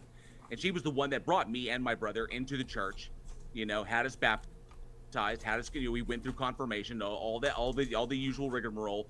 And she knew before I did. Okay. He doesn't. Because it's not a choice. Well, like I said, I don't believe you. But okay, so that right there, it's difficult because of course it's difficult. You don't understand. Well, the problem is because you don't have the Spirit of God in you. The Bible says. Hang on, Dr. Wittenster. What you're basically implying is that the contrary, that it is who these people are, is impossible. So my curiosity is, aren't you? Sorry, I'm just gonna refresh this because this is getting chunky and this is bothering me. I'm gonna see if refreshing it helps. I wonder if my internet is still like fritzing a bit. Because of course it's difficult. You don't understand. Well, the problem is because you don't have the Spirit of God in you. The Bible says. Hang on, Dr. Wittenster. What you're basically implying is that the contrary, that it is who these people are, is impossible. So my curiosity is, aren't you begging the question? Because there is no logical contradiction in there being a creator entity and people being born gay.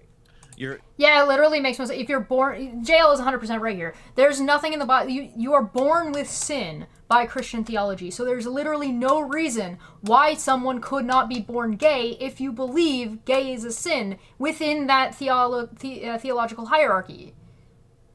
So you're born with sin anyway. Why can't that sin be being gay or bi or trans?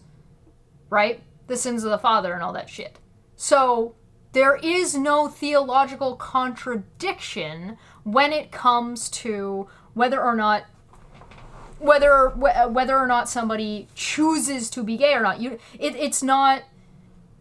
You can be a Christian and believe that being gay, you're born gay or bi, and there's no problem with that. But there is a problem if you're just gonna go into denialism against your own theology, which is what Dr. Wittenster has been doing for 30 minutes.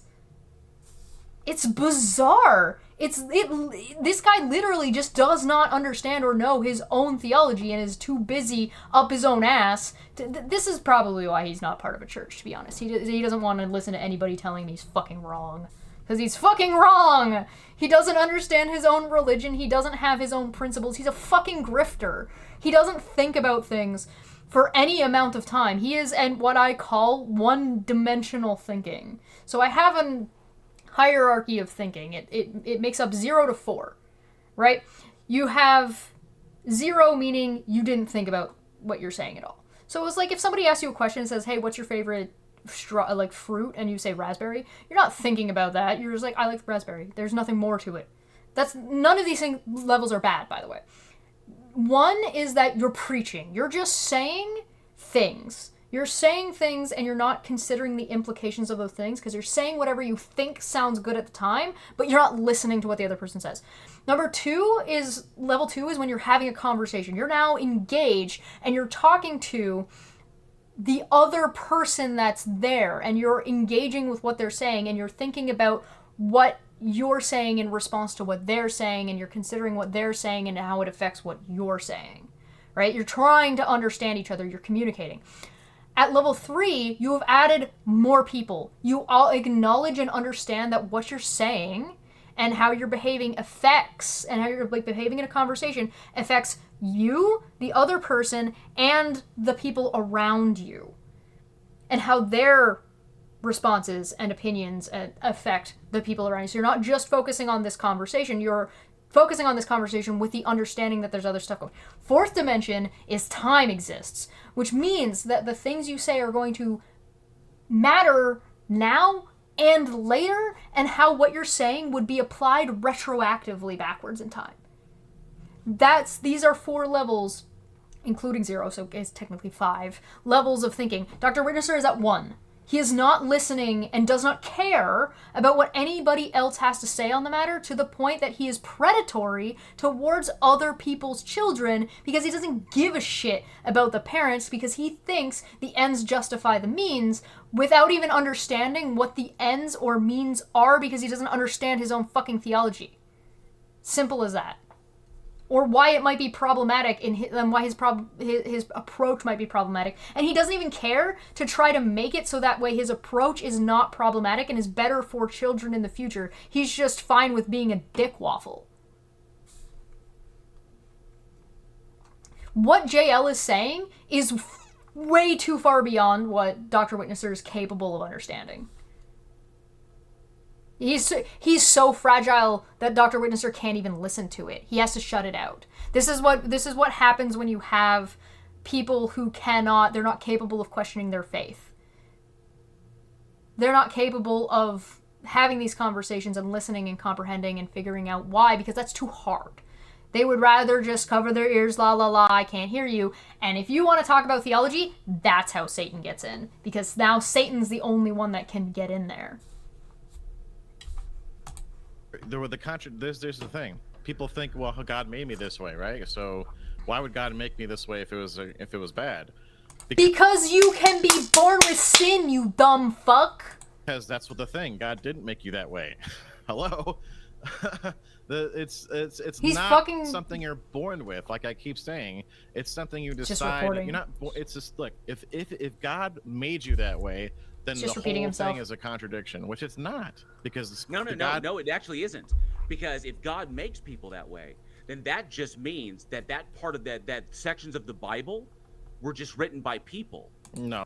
Or it's that the sin that you're born with is inconsequential to whatever sins you commit in life.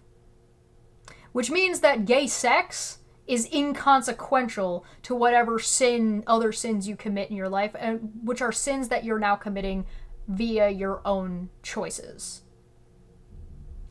So, but that puts a tier system onto sin that you're born with versus sins that you're committing down the line, comparatively. Which is not something that God cares about, because God's like, all sin is equal. And yeah, Mr. Sears makes a good point. Why did Jesus die for people then? He's just making Jesus' sacrifice worthless. That's what Dr. Witnesser's doing. Jesus didn't matter. No. And you can't dismiss that. Just like, well, that just means that part of the Bible is wrong because it was written by people. It doesn't mean, because even if the Bible was wrong, even if the Bible was wrong, that doesn't mean that God doesn't exist. That doesn't logically follow. That's true. Well, I say there's way too much of that in the. You're saying that stuff is just written by somebody else and put in the Bible. Well, no. I'm saying that God doesn't have any say in the editorial process. What I'm saying is that whatever was inspired, if this God exists, I can say that the Christian Abrahamic God does not exist, but whatever God exists, whatever was inspired to be written, that God may not have had influence or did not have influence in the editorial process, or what may have been added to it that we're not aware of because those texts are so old. But there is no logical contradiction in a God existing and the Bible, or aspects or parts of the Bible, being wrong, because it's two separate claims. Is the existence of a God, is the Bible true? Well, I guess you gotta say, I don't, I either believe that God, who has the power to speak the universe into existence, literally say something and it's done. You're gonna either believe that he has the power to keep what he wants us to know in his word that was Holy Spirit inspired intact for thousands of years, so we may know the truth, or you don't believe he has the power to do that. Now, No, that's not true. That's a false dichotomy, because you could believe that he has the power to do so, but chose not to. And that's what JL's getting at. This was just like a little bit of a wording flub, I think, on JL's part, only because he said that the wording he used it's like that God has no power over the editorial process, when you'd say God did not exercise power over the editorial process. So that way you circumvent what Dr. Witnesser is saying right now. Not that Dr. Witnesser wouldn't have said it fucking anyway, but if you just, because again, this is a false dichotomy, you could absolutely have a God who has the power to do so and chooses not to. But I'm sure JL's gonna jump on that. Well, we have proof. To address the point you just made. 10 seconds. Let me finish. No, to address the point you just made. I can't just finish my point. Let me finish. You said to keep it intact. You said to keep it intact for thousands of years. The same thing can be said of the Islamic faith, which we know was kept intact by the point of a sword, and the same with Christianity. No, you can't say that with the Islamic Christianity faith. didn't have its western spread until after Constantine. Islamic totally contradicts the Bible, and it was Satan that appeared before Muhammad. That's not what I said. You don't have to, whether or not it's true is not the argument that JL is making.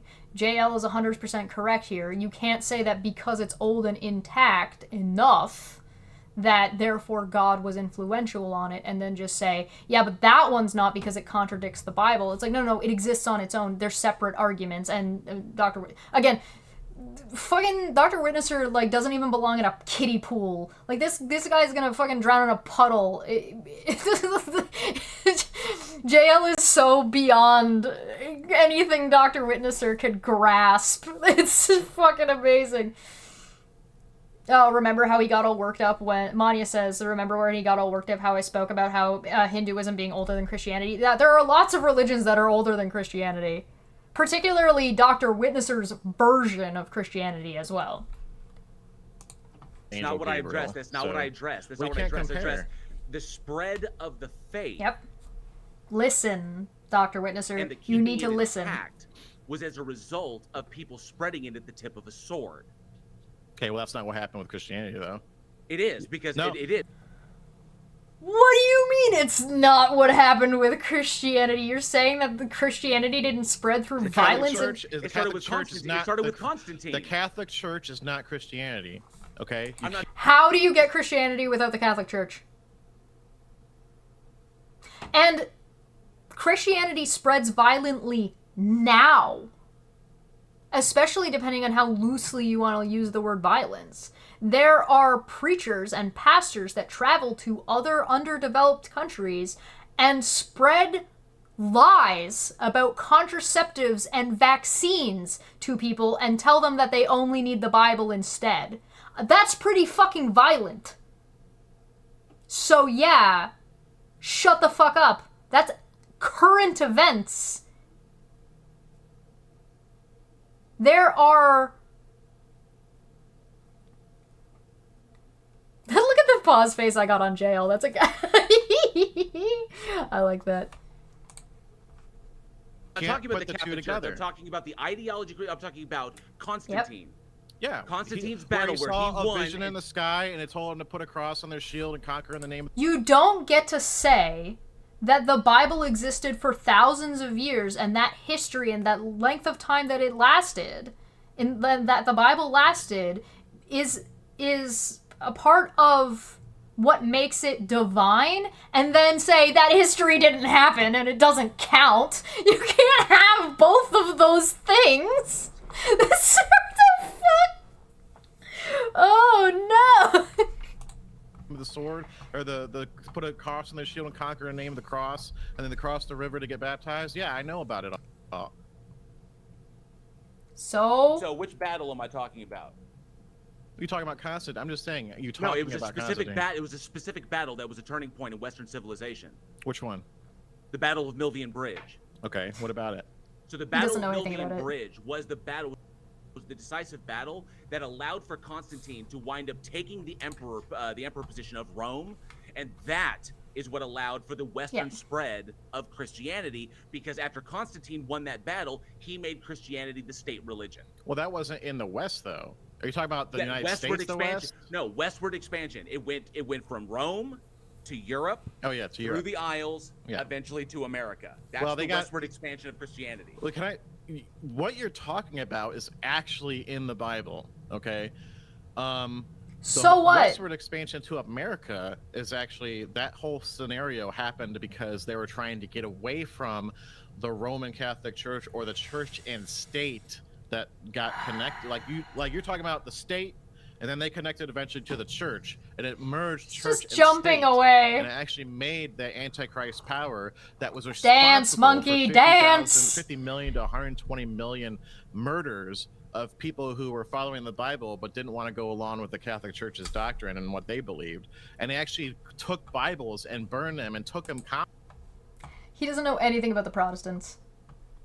He doesn't know anything about the fucking Protestants, or where they came from, or what they were doing, or why they were doing it.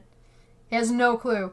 He has no clue. Confiscated them, and they only had services in Latin, and people couldn't understand what they were saying, and so they couldn't even read the Bible. That whole thing you're talking about. Hang on a second. You're conflating. That wasn't ancient Rome. Yeah. That was Correct. the Catholic Church. Yeah, at the time. He's trying to. Dr. Witnesser is trying to jump away from the argument and point that JL is making. No, that was the Catholic Church. Yeah, because Constantine gave his power up to the Pope. No, and that was the. You're talking about the time of King James. No, not before that even. Yeah, you're talking about the 16. That you're talking about events that took place in the 1600s. But Constantine was responsible for merging church and state after he gave up power. And like I said, I don't have timelines right in front of me. But yeah, you're right. Constantine was responsible for that. And it happened to be that whole event turned into merging of church and state. And the church and state... So does that mean Dr. Witnesser is agreeing with the point that JL was making about that Christianity was spread through the point of a sword?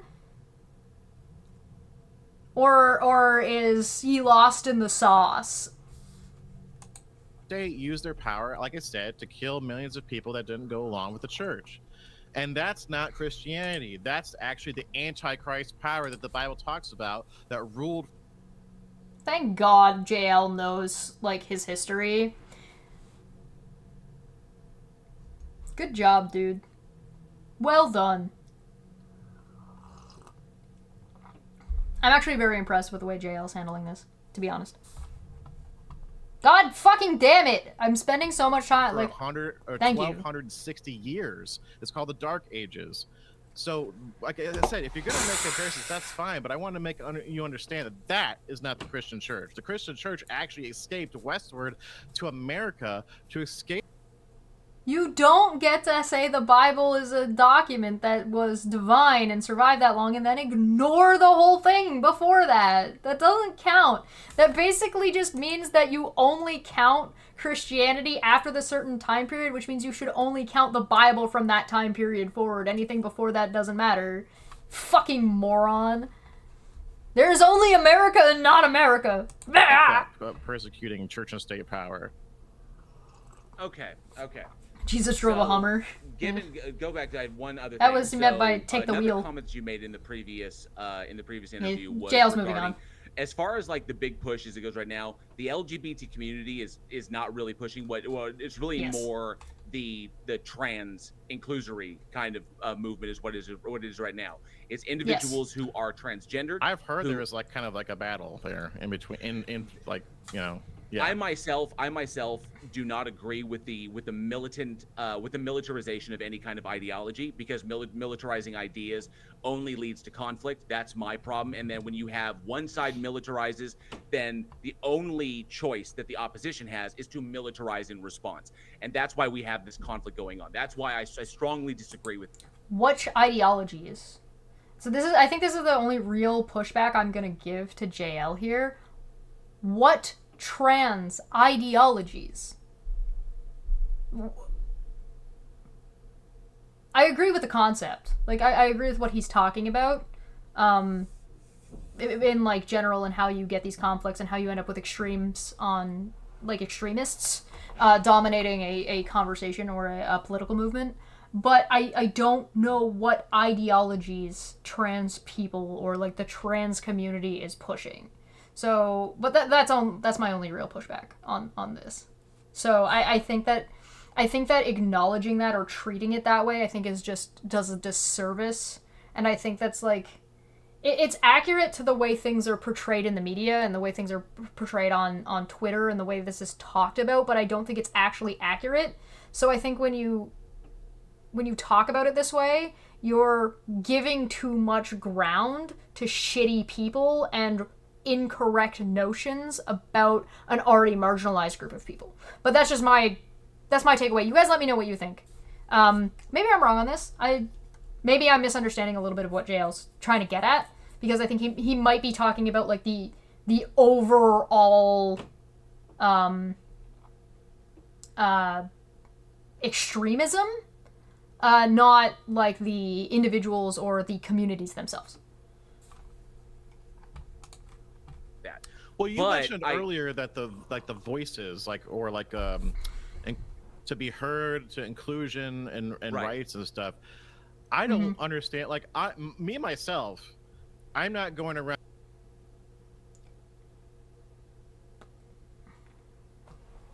Oh no, I know what he's gonna say. Oh no. Oh no. Oh no, no, no, no, no. Oh no. Oh no. Oh no, no, no, no, no. Around like chat, like saying you don't have the same rights as I do, or I'm not going around like trying to stamp an individual in the LGBT community or whatever, gay and lesbian. I'm not out there like actively. I'm getting really annoyed at this delay. I'll turn the quality down, see if that helps.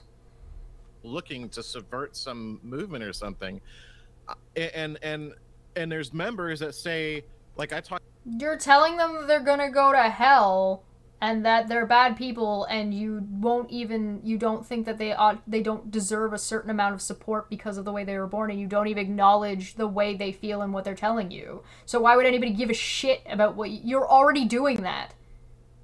You are doing that. Fuck you. Fuck, somebody left a comment on my Twitter about like you don't want the same rights we do and blah blah blah. I was like, wait, I never said it. You have the right to vote, to go to the car wash, to no, they don't. Whatever you like, no, I don't care. They their legislation in America is slowly stripping away trans rights. What's the number of trans bills that have happened in the last 3 years? Number of anti-trans bills in America 2020 through 2023. Legislation tracker. Here we go. Woo! 2023 anti-trans bill tracker. This is only 2023. In 2023, anti-trans bills continue to be introduced across the country. We lack legislation that seeks to block trans people from receiving basic healthcare, education, legal recognition, and the right to publicly exist. There's 262 bills. There are 49 states. There's 79 that have passed. There's 354 that are active, and 129 that have failed. So you tell me that they have all the same rights you do. Shut the fuck up. If you think that the only rights you have are the things that you basically just listed, you're fucking full of shit. You don't know what rights are. You don't respect the military or the freedoms that you have, and your privilege is showing. So much so that you don't even know what it is at this point. You don't know what your rights are. You don't understand the things that you have access to, so much so you don't understand the access to the shit that you have, so much so because it's not directly in your face that you need it and are utilizing it, that you're trying to restrict other people from having it. You're a piece of shit. I don't have the same rights. I'm fine with who's subverting LGBTQ rights? Like, are we talking about just like random people that say I'm not going to serve you in my business because you're gay? That kind of rights? Or are we talking about people subverting? Like the No, right to vote or something. It's Black people are, and anybody who's not white is having to suffer through fucking voting legislation that is restricting them from voting, you dumb motherfucker. This guy. misinformed or ill-informed ideologies that I heard. Sorry. It's misinformed positions, I would say, that delegitimize their position by basically saying that it is this when it is in fact not this. Like, for example, you stated that there is no such thing as like gender is you're either male or female. And Yeah, he did what I on got Twitter. from that was that you were conflating gender with biological sex. Now, What's I the wanted point? to Okay, so no, that's not how biological sex works either anyway, but I digress. We've talked about that before. I don't want to go too much into it here, otherwise this video is going to be way too fucking long, but that's not how biological sex works either. Go watch Dr. Dan. I wanted to make sure it's like that you are aware that these are two completely separate things that two different fields deal with. I believe someone separated them before, and that they shouldn't have been separated, and that doesn't mean just because somebody separates them and says they're separate doesn't mean they are. Well, So he thinks that there's legitimately like restrictive boxes and lines that define how you personally identify. That's really stupid. okay, so there may have been a split at one time where colloquially as a society JL's we may gotta have, process this. we may have bunched the two of them together in order to identify. So in essence, a person is born biologically Sure. male, biologically female, and that they present themselves society-wise as that which is corresponding with their biological sex. But we know that that's not the case because JL's there just have been running trans circles people around this throughout man. history, and ancient cultures themselves have their own names for individuals who were trans. So this is throughout human history. We have records of people being transgendered throughout. Now, words Correct. being polysemous themselves, we can adjust them to be Does more Dr. Witnesser know what the word polysemous means, or did he just tune the fuck out and he's not listening? accurate in their description of things. So, for example, like what my big point was, nowhere in biology is gender ever discussed. Biology deals solely with the aspects of the physical body, the study of life. When it comes to reproduction, it deals solely with gamete size and your chromosomes, which is why you can have biological male, biological female, or you can have intersex. Gender is dealt with in sociology I don't agree with that. and primarily cultural influence and psychology, such as behavioral studies. All of which are related to biology as well, and biology changes based on societies. And so, like, for example, the number of left-handed people that exist in the world has gone up over time because we are no longer discriminating against people who, or at least not discriminating as much against people who are left-handed. Because Well, like I said, I don't agree with that. I think that's baloney. Well, biology doesn't deal with the secondary characteristics. What do you mean? It acknowledges them as existing, but a biological woman who has a double mastectomy is still a biological female, but they don't have breasts. If they have a hysterectomy, they can't have kids. They're still a biological female. So Jamie Lee Curtis, insert here. Don't matter, which is why gender presentation, which is the secondary and tertiary characteristics, are dealt with in psychology. Dr. Witnesser needs to stop fucking breathing into his goddamn microphone. Are you supposed to be a professional streamer? Stop breathing into your fucking microphone through your gross-ass nose. You nasty. Cut it out. Sociology and stuff like behavioral studies. Like I That's said, that's why that handles it. And someone science can make it like that, or say, and I have to be quiet because my wife's in a meeting. Someone can say that that's what it is, but that doesn't mean it's true. So then what makes it it's a more true? accurate description. Like I said, words are polysemous. I would go the route of, okay, so what defines something as true? What makes something true? And then we said, well, the Bible, and you then say, okay, but there are things that exist in the world that aren't talked about in the Bible, or at least are not fully explained in the Bible, so what are we supposed to do? Simple as that. That's the route I would have taken. But I like, JL's not wrong here to take a different direction. so we can alter them to be more accurate in Well, sure, what they are describing. I can say cup, or glass, or metal cylinder container. He's going into But philosophy. ultimately it's still the same thing. You No. Okay, but like- but I mean, if we can But if you say that to somebody who recognizes a mug or a cup differently, I can call this a cup, or I can call it a mug, or I can call it a teacup, or I can call it a coffee mug, and all of those things are going to mean different things, particularly in different societies.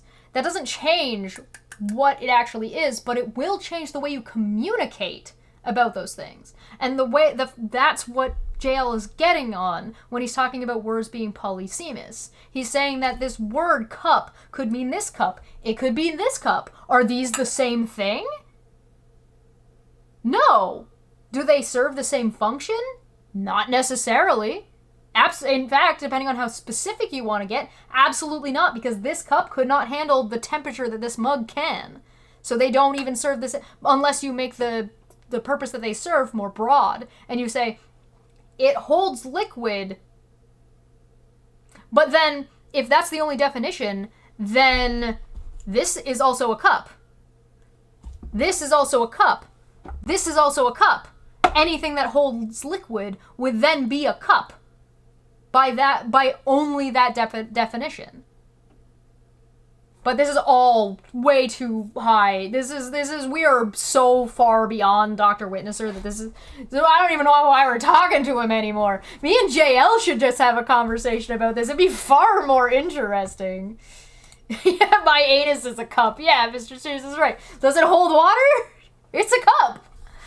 My belly button is a cup. This one? They're not a cup. There's too many holes in it. Does it matter about how much water it holds? Because there is a solid bottom here, so it might be able to hold some liquid. Not all liquids are also built the same, right? So some liquids might be easier to hold than others. What if it holds ice? It's just so stupid. Agree that biology never addresses gender, ever. That's not, like, gender is not a part of biology. I'm not gender about that. I don't care. So, but yeah, he doesn't when care. You he doesn't care about anything. That when you express the opposition, it delegitimizes that minority, and that's what the argument. That's what the fight is about.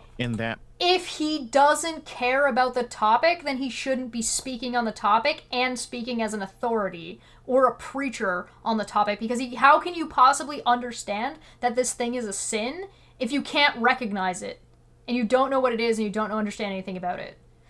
By that regard, Dr. Witnesser doesn't even know being trans is a sin, or being gay is a sin, or anything is a sin, because he doesn't know how to define any of those things or recognize them accurately and doesn't know anything about them. I bet you this guy doesn't know what a lie is. I bet he couldn't define it properly. Person's mind. Like, why is it that... Why? Because when you delegitimize them, they don't have a leg to stand on. You're cutting. I don't know. Why are you fighting about that? That they want. I got a question. Uh-huh. If I say there's only two genders, male and female, okay? When I say, because you do. How is that gonna affect me personally? Just me. How is that gonna affect you? I don't know what you identify as. I'm just gonna, say. I'm cis. I'm cis male. So. Okay. Well, say your gender is non-binary. I'm not saying it is. I'm just an example. How is that gonna affect you if I think that you're not non-binary and a date? You're preaching to people. You said this on Twitter to your... Let's see. He was bragging about numbers earlier. Let's see. Twitter.com. Let's go to Dr. Witnesser. Dr. Witnesser on Twitter has 3,951 followers on total followers on statistics. What am I looking at? Is Twitch statistics? I'm not sure what the this is. It was 140,000 followers. This was, I think, on Twitch. So if he had all these numbers on Twitch and you're saying that, then There you go. Day-to-day basis. Like, you're going. Because are you gonna sit there? Manya also highlighted a chat and said, if he keeps saying he doesn't care, then why should he? Why should anybody give him any time of day to them? Yeah, no, you're 100% right. And why is he speaking about it if he doesn't care? You're in a donut shop thinking, man, I wish Dr. Witnessor would recognize me for being non-binary. No. Like, No. What the issue is, like how it affects people, is one, That's a child. It That delegitimizes them. That is like the understanding of like a fucking 7-year-old. Okay, even if it's in the eyes of one person, it delegitimizes them. How? Okay, well, you're delegitimizing them by holding that ideology. Okay, now but why should they care? Because because you're preaching it to other people and spreading it, you we dipshit. all share space on this planet, and when you delegitimize people, or when there are people that have ideologies that delegitimize other minorities or other groups, you automatically create societal divides. That need to be bridged, that will stymie the furthering of our species and stymie progress. So when you immediately create a divide between two individuals, whether you agree or not agree, but when you hold an ideology that automatically divides you from that person on a fundamental level, then already you've created a crack. And you're preaching it to other people. Are we going to bridge it? How are we going to get anything done when we have to surmount this issue that you created based on a begging the question fallacy? Can't you make the same argument for labeling people as murderers and rapists? No, because that's based upon an action of what they do, not specifically on who they are. Okay, so we're talking about just like, I decide I want to be a non-binary. Good. And, these people. Good answer by JL. Dr. Wisner is already misrepresenting it. I've decided. No, you're missing the point still. Or not recognizing me as being non-binary, so I have to create this big movement to get people to say yes, this is a thing, so I feel better. No. So that they can have the equal it's part of a. Hang on. I'm not going to the donut shop. Hang on. It's part of a larger movement, because once you are recognized as don't fucking ask a question when you don't want to listen to the answer, dumbass. Because that's what he's doing. He did the same thing to me and Manya. He asks a question, presents a scenario, JL goes to answer, and he's like, no. It's like, don't answer me. Just leave it hanging. You're not supposed to know the answer. If you know the answer, I might look like a fucking idiot. Legitimate and people stop delegitimizing you, then you can get rights acknowledgement and representation acknowledgement. If you want to understand what trans people go through, or what women go through, or what non-binary people go through, go be a woman for a month. Go out, dress like a woman, present yourself like a woman, and hide the fact that you are a cis straight man. If you need to make it so that nobody knows you're a cis straight man. That is what you're asking trans and LGBTQ people to do. So that means you have to be a trans person or you have to be a woman who is interested in men, or a lesbian. But you have to do everything in your power to make sure that nobody knows that you are a man and that you're straight. And if anybody figures it out, you start the timer again. Go and do your job, go do your streams, go do everything, and you need to present yourself as a woman, hiding the fact that you are a straight man.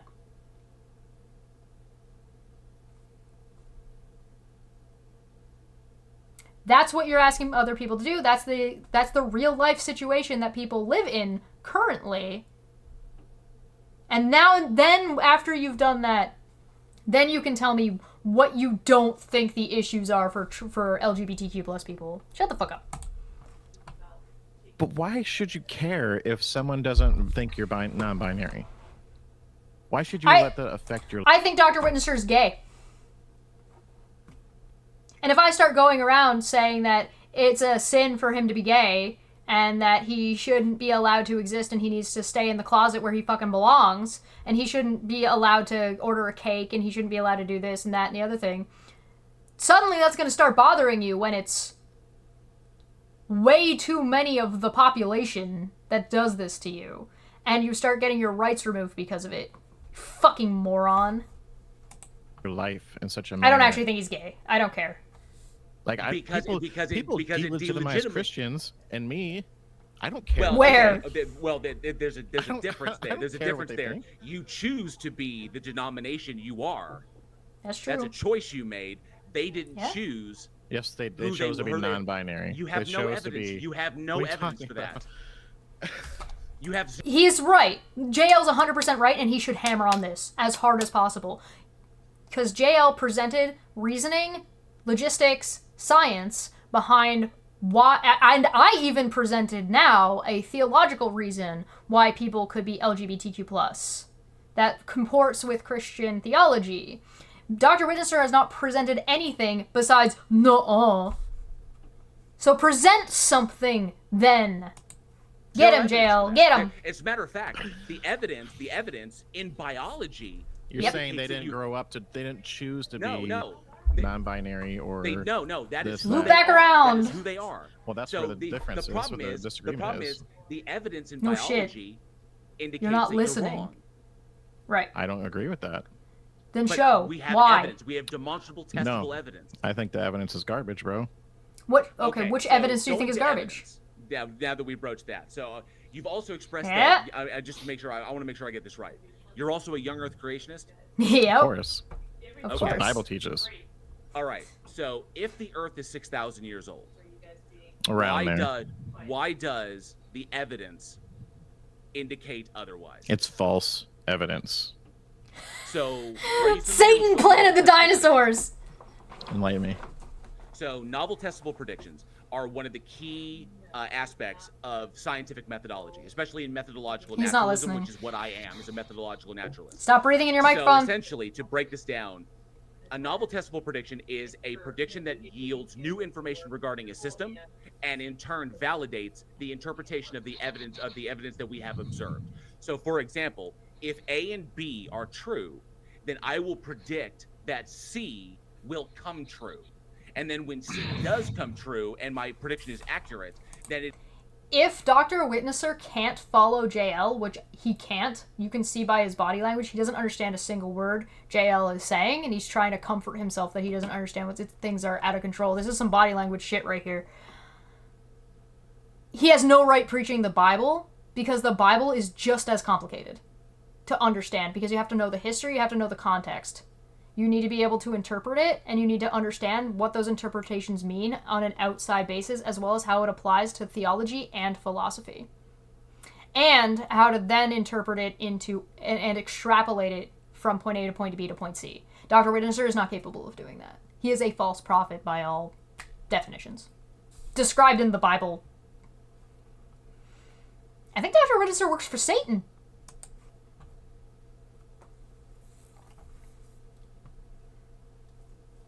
He can't. Yeah, he doesn't It is understand. not only valid, it in turn validates my interpretation of A and B. If C does not come true, then I have eliminated an interpretation of A and B that's as being why- accurate. That's why evolution is still a theory, because you can't observe it or prove it. But we can. We No. can observe it. No, so you what- cannot. yes, You cannot observe we- evolution, brother. So okay, so It is changing the DNA of something to become something else. That's not. No, we're not talking about. No. that's not. It's We're not not evolution. talking No, about no, hang adaptation. on, hang on. We're not talking hang about on. adaptation. No, hang That's on. different. I work in these fields, so Okay, that what you're doesn't mean describing. you know what you're talking about. Yes, Go yes, ahead. it does. What you're describing is not evolution. Being a Okay, bro. Whoa, I think I fucked up. Being a professional in the field that you're in doesn't mean that you know what you're talking about in the field that you're in. Yeah, shut the fuck up moment is right. Hold on, I gotta open the transcript for this because I fucked that up. What did JL just say? A field? This is my field?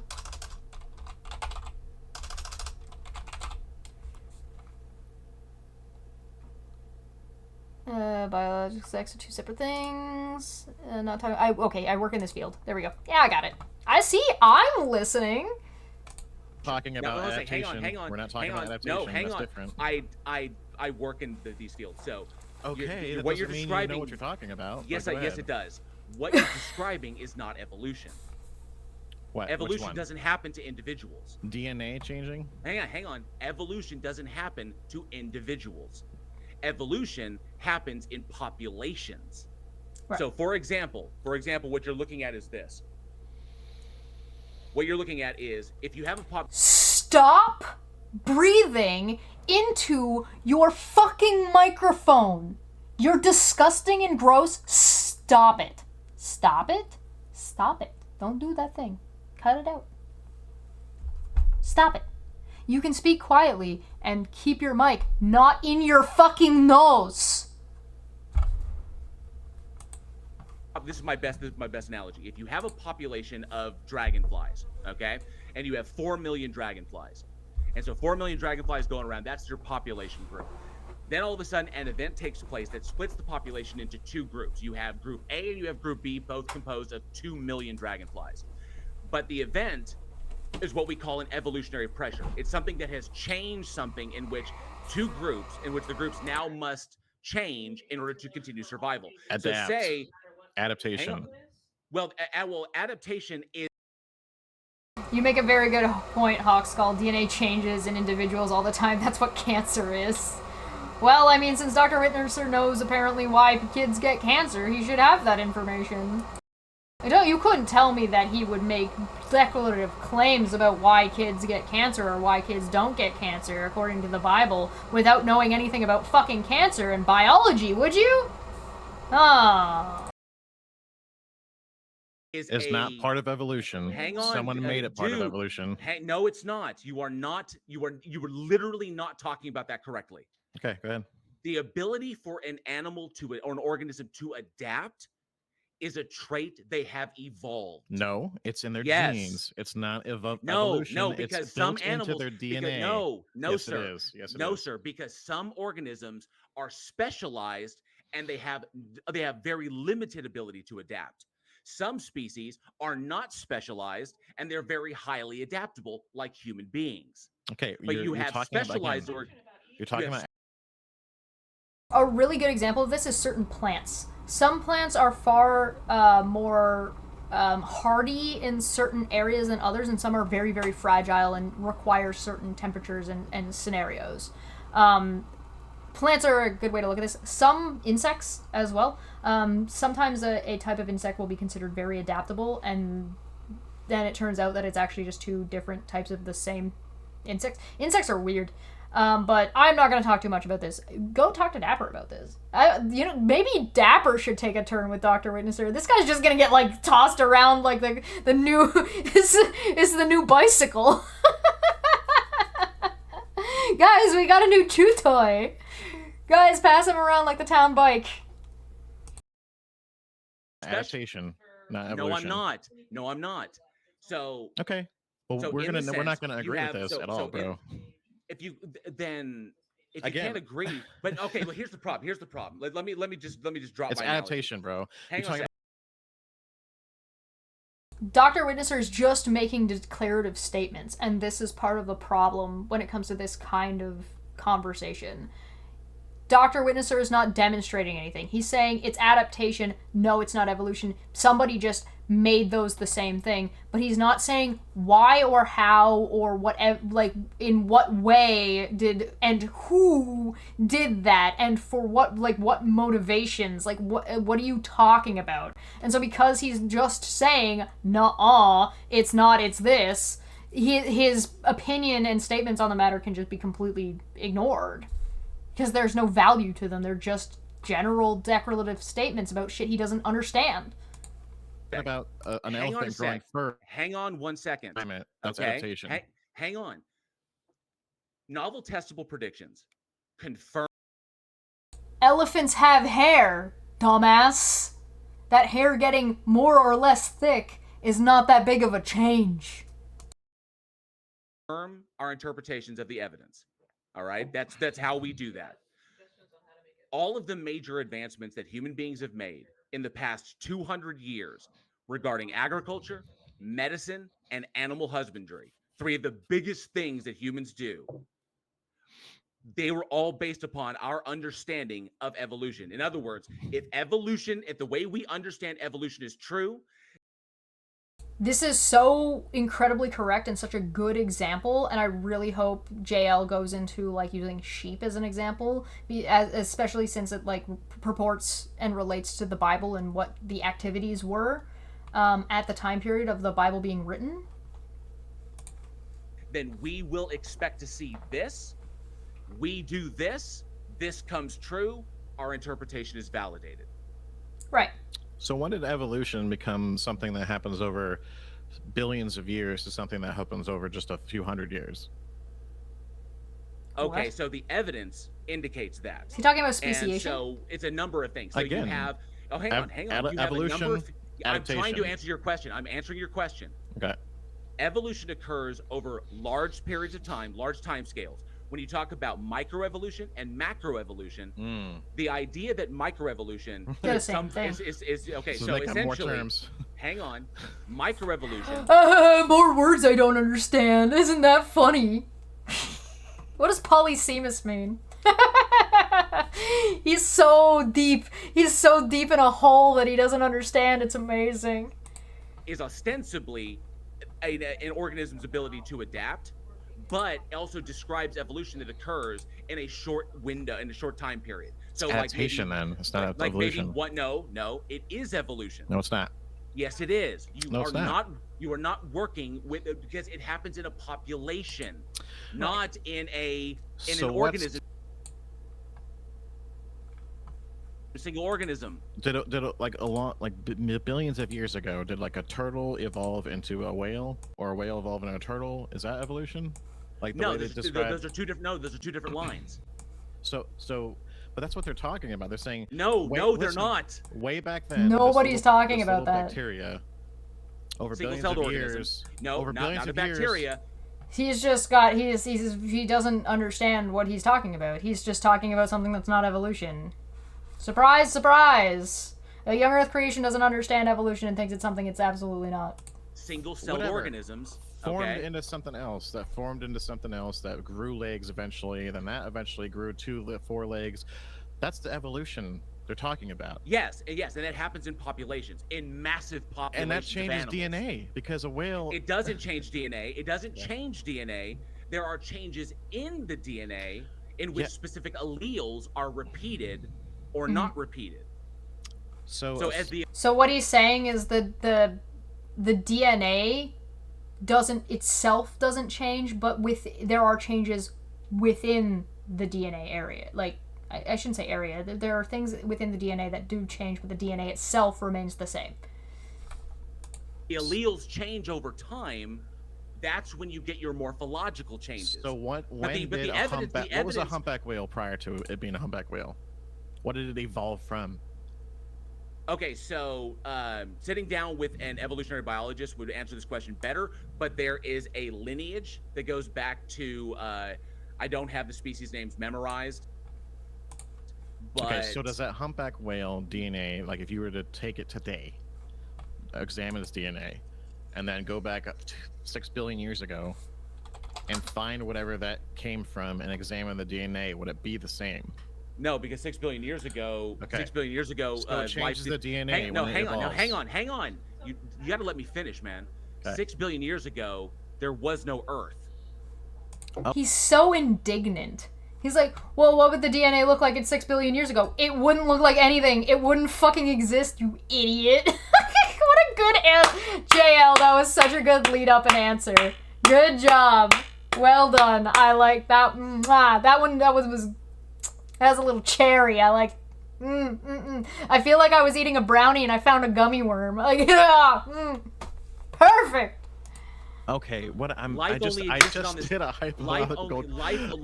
existed on this planet for the past 3.7 billion years. Okay, so fine. You go back 2 million. Do you say billion years? Actually, it's better off go back about 600 million. Fine. So I said it wrong. My bad. You get the point. Did the DNA change from today till when that whale was a different thing? He doesn't understand the question he's asking. The DNA, no. The DNA itself did not change. DNA is composed of 5 basic elements. 5 basic elements that are literally required for DNA. Okay? The DNA itself did not change.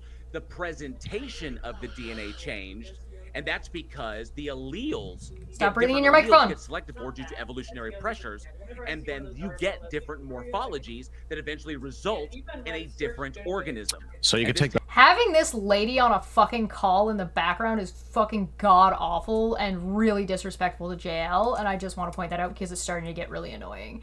Dr. Witness should just mute himself when he's not talking, but that would take any kind of concern, effort, or consideration of anybody except for his own fat ass. the humpback whale. You could take the humpback whale from today, take a DNA sample, look at it. Goes back 600 million years, take a DNA sample, and look at it, and they're going to look the same. No, they would not look the Okay, same. so it changed. The That's what DNA changed. No, the DNA did not change. You are saying that incorrectly. Okay. The DNA doesn't change. His presentation DNA is in wrong. itself is literally five separate elements. Essentially what JL is trying to tell Dr. Witnesser right now is that his question is malformed because he doesn't understand the topic well enough to ask a question that is functional. 5 elements. That's it. No need for that ad hom. It should be his lazy ass. No. I made an analogy earlier. I'm referring back to my analogy from before you got here. I promise. It's not an ad hominem. It's not even actually an attack on his person. It's an attack on his character and how he's a hypocrite about his own theology and belief system.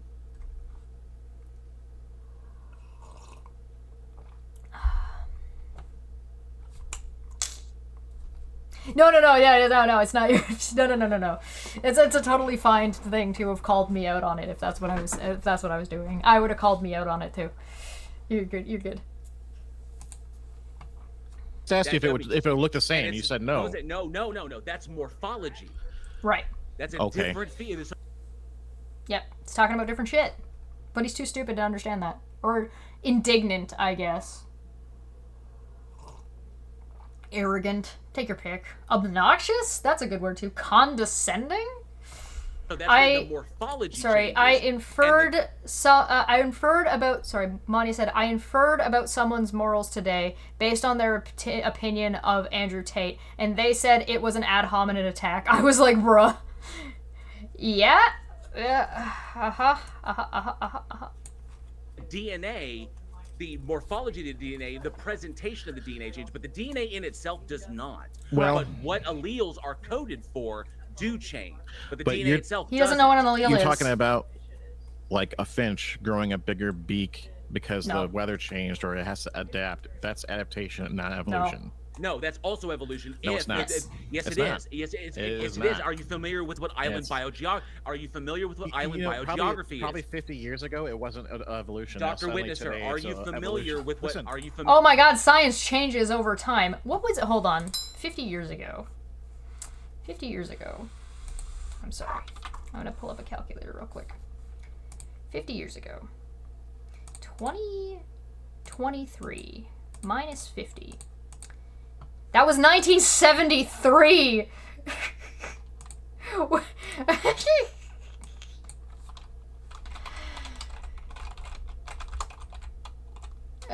Should I go evolutionary biology? When does it date back to?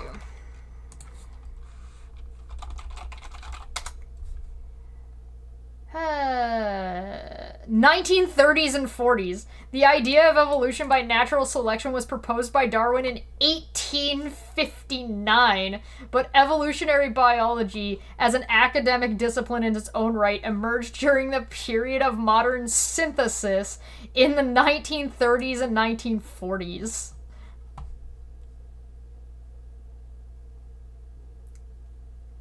"50 years ago, evolution wasn't a thing."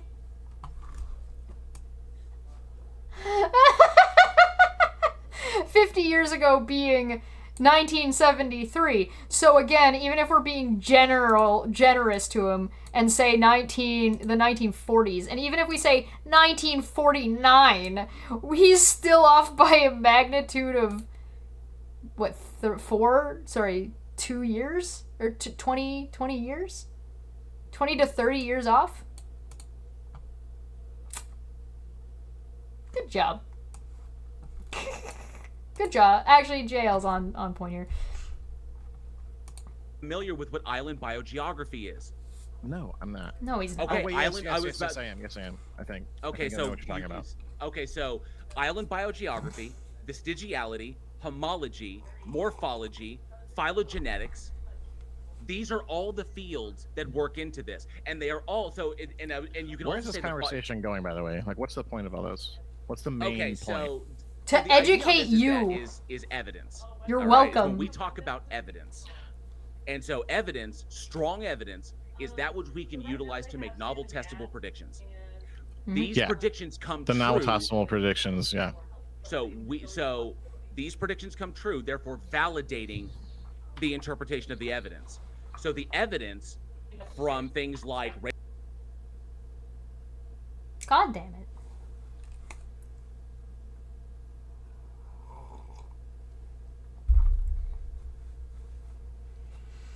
Where's this going? We're explaining to you and getting you to agree about what evidence actually even is in the first place. That's why we're here. Because you don't want to acknowledge that people are telling the truth about their lived experience and you are just making assumptions about them based on fucking nothing.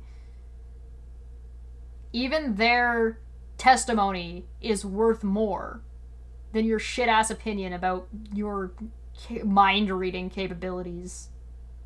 Idiot. This dude is a fucking pill.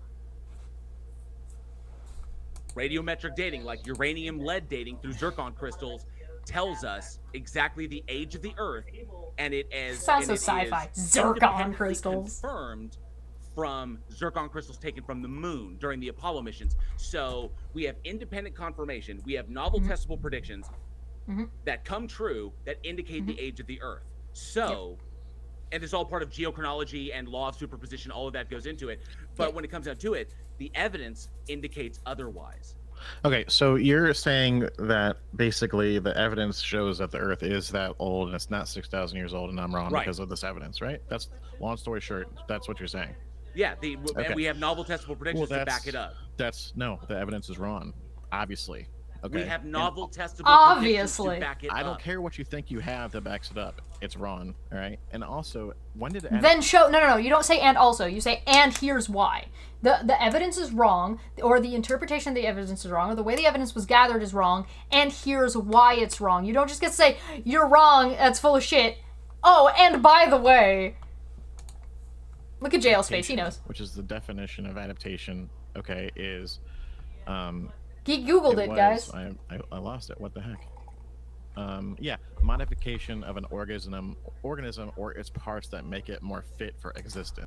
Yeah, an organism. Evolution happens in populations. Pay the fuck attention. Stop being so obsessed with being correct. You know something? Pride come before a falleth. You know, that sin, pride, that thing. Humble yourself, dumbass. You're so obsessed with making sure that you're correct and can never possibly be wrong that you're just going to make up a whole conversation that isn't happening. Okay, so when did adaptation become part of evolution? Because I know it was not before, and it seems like evolutionists has taken adaptation and put it into evolution to fit their theory. No, we know it's not that we put it in to fit the theory. The theory of evolution. Okay, so first and foremost, adaptation, the ability for an organism to adapt readily and quickly, is an evolutionary trait. It's a trait that they've evolved. Yes, correct. It is. It's part of their genes. No, it's in their genes. God made it so that they could do that, bro. What the fuck's? What does he mean when he says genes? Let me ask you this: what is your definition of evidence? Yeah, that's a good question. I think something that my definition of evidence. Yes. So dumb. Like, you know, I want to get this right. Yeah. Think about it. A good example. You're gonna say everybody else's evidence doesn't count. You better know what fucking evidence does. No. What? A guy robs the bank. Okay, and he has no. a gun. He's robbing the bank. They catch the guy on videotape. They see his face. He runs out. They see the car, you know, license plate. They got all that quote unquote evidence that they visually saw and seen that the guy robbed the bank. Okay, that's an example of evidence. I don't have a definition of evidence, but I think something clearly that they can see and observe, like, here's the evidence that this happened, and so just like you can find evidence everywhere in the world about the biblical creation event, And he starts preaching. Noah's flood, Stop about preaching! Moses parting the Red Sea. There's the chariot wheels and the skeletons embedded in the corals and all on the path that Moses walked. So that's... I'm sorry, what? Huh? I can't let that pass. Chariots in the Red Sea. Oh, the first thing that comes up is debunked. Were chariot wheels found at the bottom of the Red Sea? False. On October... Archaeologists discovered Pharaoh's chariots, the bones in the bottom of the Red Sea. False. On the 24th of October 2014, the website World News Daily Report, WNDR, published an article reporting that chariot wheels and bones of horses and men had been discovered at the bottom of the Red Sea, thereby supposedly proving archaeological proof of the biblical narrative about the escape from the Israelites from the Egyptians. According to the book of Exodus, God parted the Red Sea long enough for the Moses-led Israelites to walk across it on dry ground, but closed the waters up again upon the pursuing Egyptian army and drowned them all. Egypt's Antiquities Ministry announced this morning that a team of underwater archaeologists had discovered the remains. This is the excerpt. Discovered the remains of a large Egyptian army from the 14th century BC at the bottom of the Gulf of Suez, 1.5 kilometers offshore from the modern city of Ras Karib?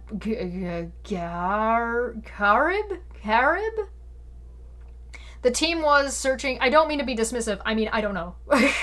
The team... I don't speak Egyptian. I'm sorry!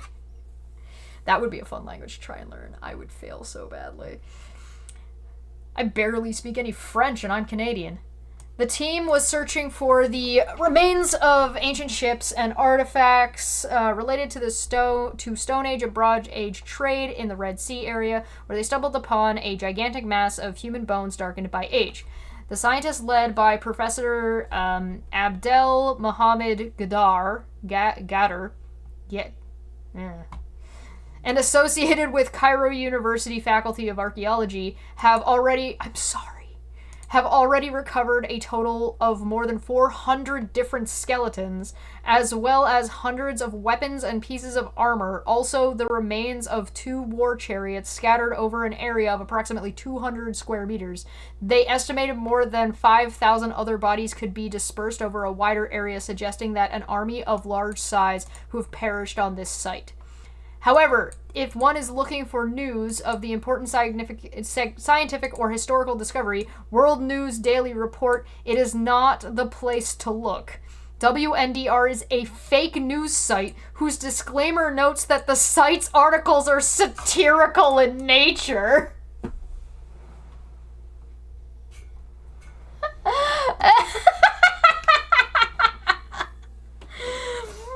World News Daily Report is a news citation.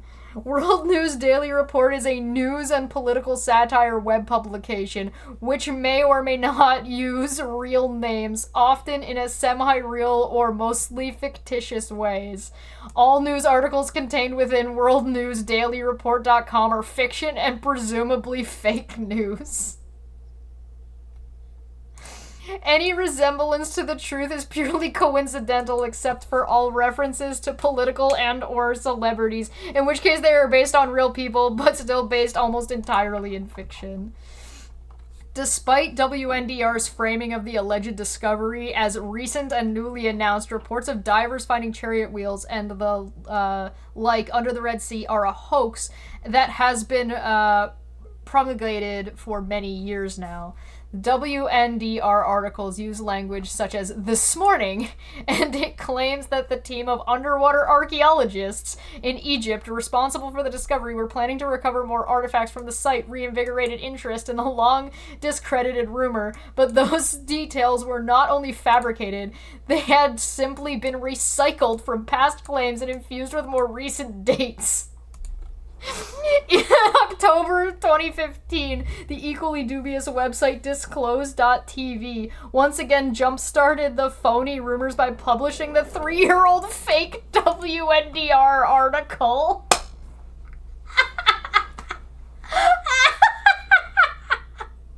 Oh no! Dr. Witnesser, you're such a fucking mook. Oh, god damn it, you absolute clown! He got onioned! Oh no! As I was reading that excerpt, I was like, there's no way this is real. This would be all over every news ever, and it would, like, the tourism and, like, go and see it, right? Like, you... Oh. Whew. Ah. Evidence. I guess I can Google the actual. So I take it you prescribe to Ron Wyatt's work. Yeah. Okay. Just. And what was the laugh for? Because he's this is what I'm talking about. No, you shut the fuck up. You've been laughing at people the entire time since you got on. You have snorted and laughed on more than one occasion. You're not allowed to be mad or upset or bothered that other people think some of the things you say are funny or silly. Shut the fuck up right the fuck now. Do not pretend like you weren't doing that to me and Manya. Do not pretend that you haven't done it to JL more than once in this stream that we've been watching. Don't. This is what I mean when I say he's a liar. And we know he's a liar. Shut the fuck up. No, because he's not been debunked. I have debunked. You can debunk him, but that doesn't make you right. It does. It does. Go then, Dr. Witnesser. Go to Egypt and go and see it in the museum where it is, because that's where it would be if it happened. It would be in a museum. Where's the go find me pictures of the museum. They would be renting that shit out to other museums and putting together. Do you know what a museum is and what they do and how they work? Not the British Museum, by the way, like a legitimate not piece of shit. They rent out pieces, or they'll send pieces and put on displays in other museums around the world so you can go and see them. In fact, there are Egyptian displays that go around and tour the world, and those articles, like historical articles, travel around and go to different major and minor museums, and they set up displays that you can see and view for a limited time that they sell tickets to. Have you ever been to a museum? Do you not think that if any of this were true, you could wander into a museum, or you could find advertisement that would exist that this museum would be putting on this fucking display, you absolute numpty?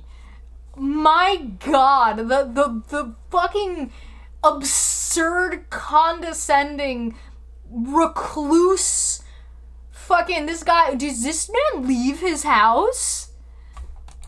Because where he's serving, where he has been, other Christians have debunked him. The court, of course, because they don't believe. No, true Christian. I used to live in Dallas. Dallas is the home. Other Christians have debunked him because they don't believe it. I have lived in Dallas. I lived in Dallas, home of the Institute for Creation. Not believing something isn't the reason why you debunk something. The way debunking works is that it's not that you don't believe it, it's that you believe it is false. Sorry, that amount of philosophy is too much. I apologize. Research. The ICR has debunked Ron Wyatt. I don't care. He doesn't care. But nonetheless, that's why I left. I don't care, bro. They know that's where he. I'm just pretending. That's where he walked. He's a grifter. Moses. He doesn't There's care. literal chariot wheels. Well, Ron's no, there's not. The ark. Ron's dealing with the ark. I'm talking about the. No, Ron Wyatt was dealing with where Moses walked. Well, he the claimed split the to Red Sea. find many. He claimed to find many Yeah, things, and and you none of can- them have been yes, story. You No, can they go haven't. out there and see it. What are you It's not an talking about? argument. It's not an Where are your argument. pictures? So Then where are your pictures, Dr. Witnesser? Where's your evidence? Where's your visualization that you described when it came to the robber? Where's the pictures and the video of these divers? Where's the journals and logs of these divers that existed that found these? Where are the things that they found? Those should be around somewhere. Why haven't you seen them and taken pictures of them? Why don't you go? Why don't you go look? Go find a Google image of it. And a verified one. Give the evidence that you said makes sense for the robber, then, dipshit. Since you can't define evidence. Sodom and Gomorrah? Is Sodom and Gomorrah fake? What? Is Sodom and Gomorrah fake? To the two cities that were described in the Bible. Yeah. Okay, number one. He found that, and that's there today. You can go see it. Is that fake? No, he didn't. Anyway, Okay. do you believe? So let me ask you this: given how you, Why am I having this conversation with somebody that is absolutely not ever going to believe in this stuff? That's you! You're projecting onto JL. JL has done the work and has done the research, and if you show him something or actually present anything, which you have not done, he will listen to you. JL and I have disagreed live on stream when we were talking about fucking horror shit. But what did we do? We had an amicable conversation, and it was fantastic. And some of us changed our minds, and some of us didn't about specific things. The issue is you are a denialist about shit that you don't understand and haven't put any work in, and don't care about because you're a fucking grifter. You want to make these bold statements about shit you don't know anything about and you don't care about. So if you don't care about them, why are you making these fucking statements? So you can get what? What are you getting out of this? Because the only one here doing what you're describing is you. JL's got this fucking man pegged. Well, for number one, okay, so number one. I was like, I don't believe you. You don't believe me. So why are we having this conversation? I can answer your question. Because you want to preach. Sorry. So number one, everything you put the Bible first. Like the Bible's there, the love of God. Yes. That's begging the question. Sure. What? Yes. What question? That is fallacious. Okay. Well, do you know what begging the question is? No. He doesn't. Enlighten me. Begging the question fallacy. Enlighten me. Assuming the truth of the conclusion, assuming the truth of the conclusion and the premise. So circular reasoning and that such. In essence, He doesn't know what the circular Bible reasoning is is. true because the Bible says it's true. No, there's also not only that, but there's also physical evidence everywhere on the earth. But you're putting the Bible first, so it doesn't matter. So there's the faith part. No. Right? No. I'm going to cut him off right here. It doesn't matter because even if you are presented evidence to the contrary, the Bible comes first. Therefore, whatever evidence exists outside of the Bible is irrelevant because you're going to take your interpretations of the Bible's word over whatever that evidence is because you've already said that you're doing that. So to try to now say you're not doing that is kind of silly because you're contradicting yourself. That because this is God's word, and then there's physical evidence. You know, like scrolls that have been Why does he uncovered. sound There's high? There's physical evidence that Christ was divine. No, that's the only thing that matters. It doesn't There's matter eyewitness. There's eyewitness. Who? What do you mean who? All the disciples. Names? Eyewitness? Wait, no. The eyewitnesses that Paul talked about, he just said that there were eyewitnesses in his letters to the Paul Corinthians. literally saw him, and all his disciples saw him go to.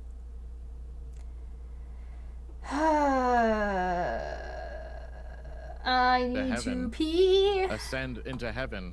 You know that part of the Bible where they all saw him? Yes, I do. They Paul are wrote witnesses. Paul wrote that in his letters. Listen, we're talking Paul about the wrote gospel that in his letters, but there is no account of anybody else. We're talking in about the gospel Bible. of John, Mark, Luke, Matthew. Those were not written by so Paul, in the gospel okay? themselves, there were people that were there, but there were supposedly people that were there. The gospel Where are of their John accounts? was written by John. No, it was not. Yes, it was. We know that. So this guy is also dares to be a preacher and has not done any education and has no education about biblical history. I don't mean the history written in the Bible. I mean the history of the Bible itself. He has no fucking clue. That it was Revelation was written by John. He was 98 years. He was about 96 years old when he wrote that. He was on the island of Patmos. He was written by John. I can't help it. I'm not. Don't believe that, bro. Okay. Okay, so it's not that I don't believe Prove it, it. but the evidence indicates otherwise. No, it's Then show something that verifies what you're saying is true, Dr. Witnesser. I have gone through and checked the things that you have been saying to see if what you're saying is true, and none of them are true, and you are being negligent to the truth of the matter, which makes you dishonest, which makes you a liar, which means you're going to go to hell, and that you have a special place in the lake of fire, and that you're an abomination, according to you. Therefore, you're doing Satan's work to children. Good job. You're the Satan you're trying to scare people about. Great. It's not. You're Yes, wrong. it does. So anyway, maybe satanic evidence that you want to use to Satanic evidence. No. The whole point is you're begging the question of your God's existence. None of these things have to discredit the Bible. You just need to have an interpretation that comports with reality. That's all. Dapper talks about this on his channel regularly. I definitely recommend you check out Dapper Diner's channel. This is what he focuses on. He focuses on young earth creationism. And he regularly talks about how the evidence is the evidence no matter what your religion is. So you can be a Christian and be fine with an old earth. In fact, young earth creationism, compared to the history of Christianity, is actually quite young, ironically. You beg the question of the truth of the Bible. Could you use English? Stop using beg the question. He doesn't know. It's a fallacy. It's a fallacy. There's no other way to describe that. You beg the question of the truth of the Bible. Your reasoning is circular. Talk to me, little words. You're assuming your God is real because a book said so, and the way you know God said that he was real is because the book says so. That's the small words. I could write on a napkin, I am God, and then hand it to you and say that I'm God, and you say, why are you God? I say, because that napkin says so. And you say, well, how do you know the napkin is right? Because the napkin says it's right. I'm God, this napkin is correct. If you want to, don't pretend you want to have these conversations and then know nothing about it, because that's what Dr. Windsor is doing. He claims that he wants to have these conversations to be able to proselytize, but he's not capable of having any of these conversations. Not with an adult. That's why he's in a kid's game, because he's small brain. There's no other way. Beg the question.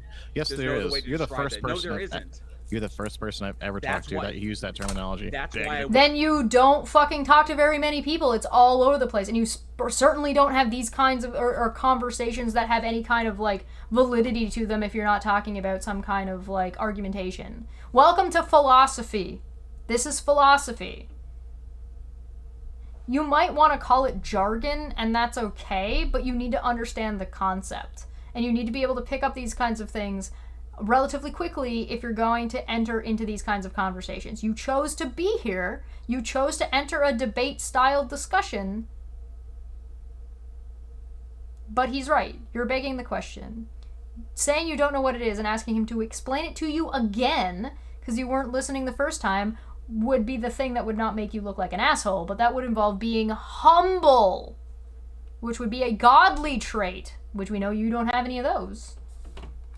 Question. That's why I wanted to have this conversation. Oh, so I can talk to a real intellectual that doesn't believe at all the God's word. Okay. So, do you believe the existence of a creator deity so condescending and the truth of the Bible are mutually exclusive?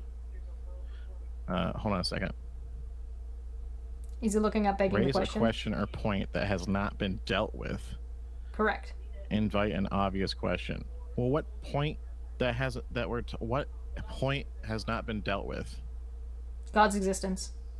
With That's the Bible what begging being question true. means. Raise a question or point that has not been dealt with. Invite an obvious question. So what's your point No, that we haven't been dealt with. Begging the question fallacy. Begging the question fallacy occurs when an argument's premises assume the truth of the conclusion instead of supporting it.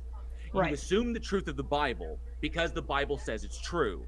That reasoning Right. is circular. Your premise is the Bible is true. Your conclusion, your premise is based upon the idea that you think the Bible is true, and your conclusion is the Bible is true. That reasoning is. Just to trim up what JL is saying, you think the Bible is true because the Bible says it's true, which goes in a circle. So the Bible is true because the Bible says it's true. Therefore, the Bible is true. Therefore, you think the Bible is true. The Bible says it's true. If you wouldn't apply it to a napkin, you shouldn't apply it to the Bible. You should have more respect for the Bible than that, given your religious persuasion. Well, no. That is the begging the question. No, like fallacy. that would be true if there was no physical evidence for it. No, Then it there wouldn't. is. No, it wouldn't, because he's already said and acknowledged that he doesn't care about what the evidence is, and any evidence that is to the contrary is dismissed as fake evidence or the work of Satan. Therefore, you don't care, and you will use the Bible above any other evidence that may or may not agree. So, the evidence that you do agree with, you're going to apply, right? Which, that's not how that works. You either take all of it, you take none of it. You don't get to say that some science works sometimes when it agrees with me. That's a different fallacy. That's called confirmation bias. There's physical evidence that backs up Islam, but you reject Islam. Because Islam is. Do you know anything about Islam? Okay. He said before that Islam was wrong because the Quran doesn't agree with the Bible, by the way. That's a thing he said. Okay, yes I do, but hang on a sec. You just got something. So I just brought up something, a very important point that I wanted to get to. Okay, so first and foremost, real quick, do you believe that the existence of a creator deity and the truth of the Bible are mutually exclusive? Mm-hmm. Say again? Do you believe that the existence of a creator deity and the truth of the Bible are mutually exclusive concepts? Exclusive? Like that's the only one? He doesn't. Meaning that he doesn't know what mutually exclusive means. Only one of them can be true, or meaning that if they're mutually exclusive, meaning this guy's lurking around fucking Fortnite teaching your kids, parents. That Dear Lord. Only the Bible's right, nothing else is. Essentially, yeah. That all creation, all other religions are false. Yeah. You could ask that. Okay. Do you believe the existence of a creator deity and the truth of evolution are mutually exclusive? No. Meaning, are you saying that they can exist? Meaning that a God can exist and evolution can still be true. No, evolution zero. could be the answer No. that Because hang evolution... on, that a God can exist and that evolution could be the means by which that God diversified life. Nope, that's impossible. Because evolution totally contradicts the character. What's the logical contradiction? What's the logical contradiction? Evolution completely contradicts... No, you just stated it was impossible. You stated it was impossible. What's the logical contradiction Can I finish? Because evolution completely contradicts the character of God and how God made everything. No, it contradicts the Bible. No, it contradicts the Bible. God's word? It doesn't even entirely contradict the Bible. It only contradicts the Bible if you take the Bible literally. So it doesn't even necessarily contradict the Bible. But what is the contradiction? He left What's us to tell us how he if it's impossible, why is that not possible? But that's begging the question again. Okay, because there you can't demonstrate that it is God's word. Yeah, you can. Because I'm saying that God can exist. How? You can. And the Bible can be wrong. There is no logical contradiction there. So can you prove evolution through the Grand Canyon? Without non sequitur. He's off again. Bring him back. Reel him back in jail. Well, okay, the evolutionist biological organisms Grand Canyon would be geochronology. And geophysics. Can you prove the Big Bang and how old the Earth is and evolution just through the Grand Canyon alone? The Big Bang and the age of the Earth are vastly different things and vastly different numbers. And there's also a huge difference between the age of the Earth and planetary formation. The age of the Earth doesn't start at the Big Bang. Ah!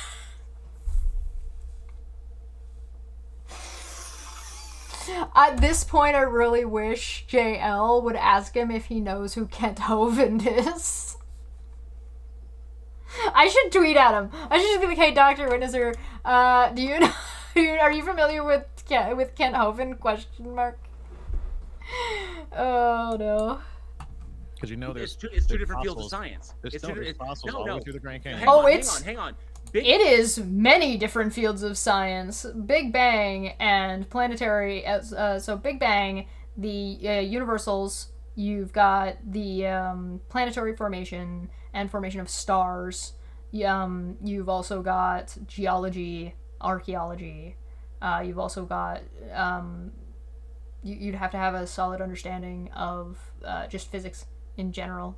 You would also need to have an understanding of not just rock formations, but also like the way water functions and have an understanding of earthquakes. And so there are subsections of geology as well that you would need.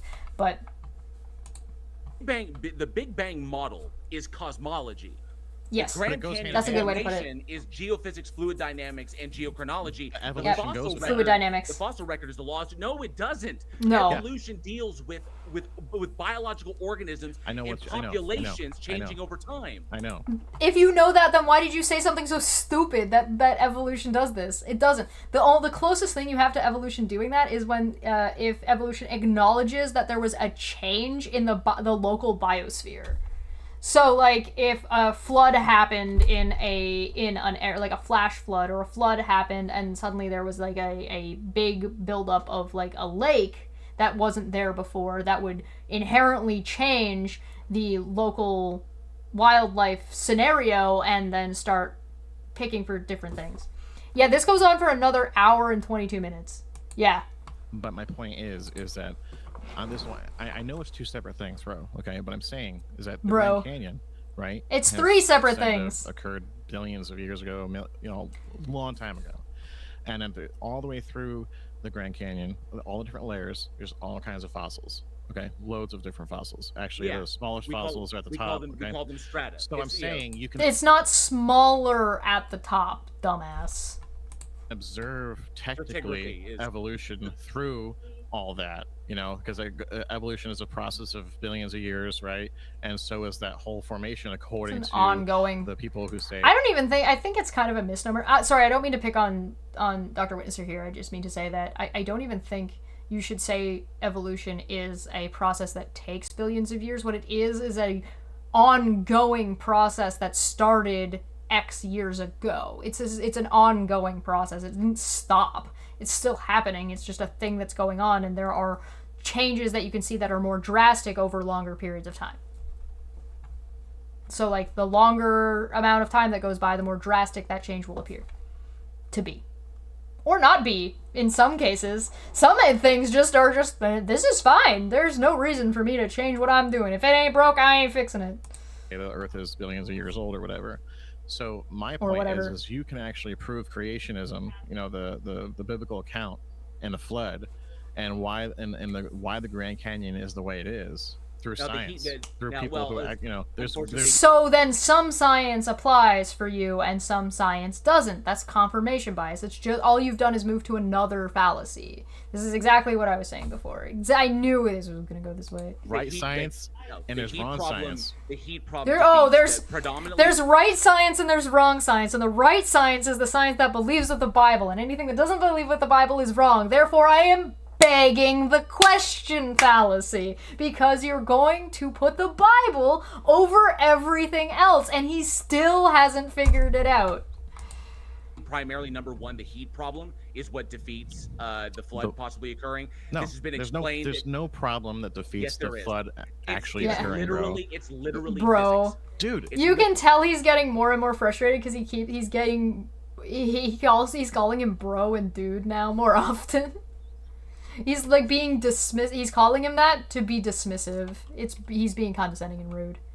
Literally physics. You're appealing to magic. Again, this is what I'm saying. This is chess with a pigeon. You have this stuff that you say is evidence. And you listen. You don't get to say that when you can't define evidence, asshole. Believe it's your truth and evidence, and that you believe truth. the world and you believe scientists, but you have not God in you. Okay, I don't need it. It doesn't exist. And you're never gonna see it because you rejected him completely, bro. Which is why I'm saying this whole conversation. There's nothing to reject. This whole conversation is pointless because you're never gonna accept the word of God. No, and so one-dimensional thinking. You don't believe me, and because you don't believe me, this conversation is pointless. Even though there are plenty of people watching, and people could watch it in the future and see how much of an ass I'm making of myself. It's all pointless because I say so because you don't agree with what I'm saying, even though I haven't listened to anything you're saying, and I'm just accusing you of doing the thing that I'm doing because I'm a walking fallacy and I am a projector. So it's not pointless. Practice what you preach. And this is getting to the next point. I don't want us to run out of time.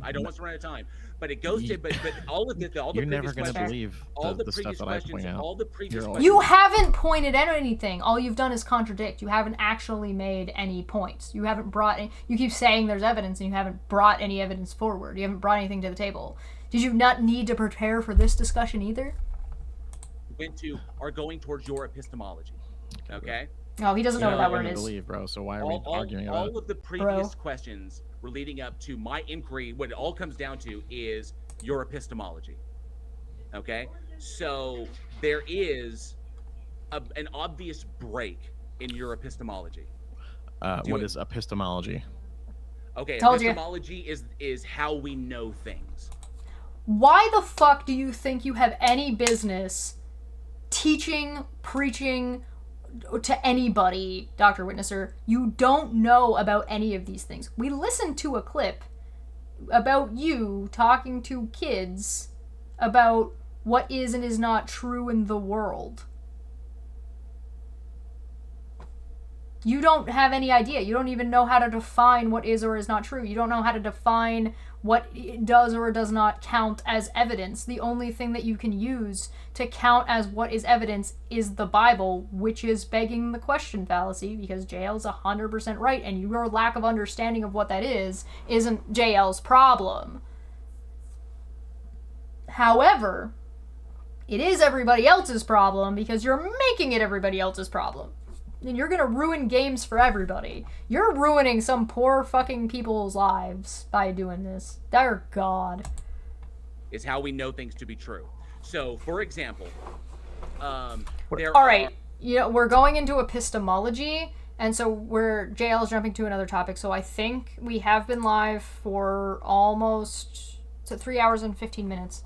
So I think I'm gonna call it there, and we're gonna do a part 2. So perhaps we will be back tomorrow. I might try to get done tomorrow. So I'll be back tomorrow. I'll start a little bit earlier because we didn't start until 11, and it is 2 a.m. now for me. So I think we'll do a part 2 to this, and I will post this on YouTube probably as a premiere, I guess, just over the next week or so. I'm gonna actually probably use a lot of this and do a lot of editing for this stuff, and with the stream that we did earlier, so that way when I go on vacation, you guys will have stuff to watch and stuff to enjoy over on the YouTube channel. So thank you so much for joining me for this.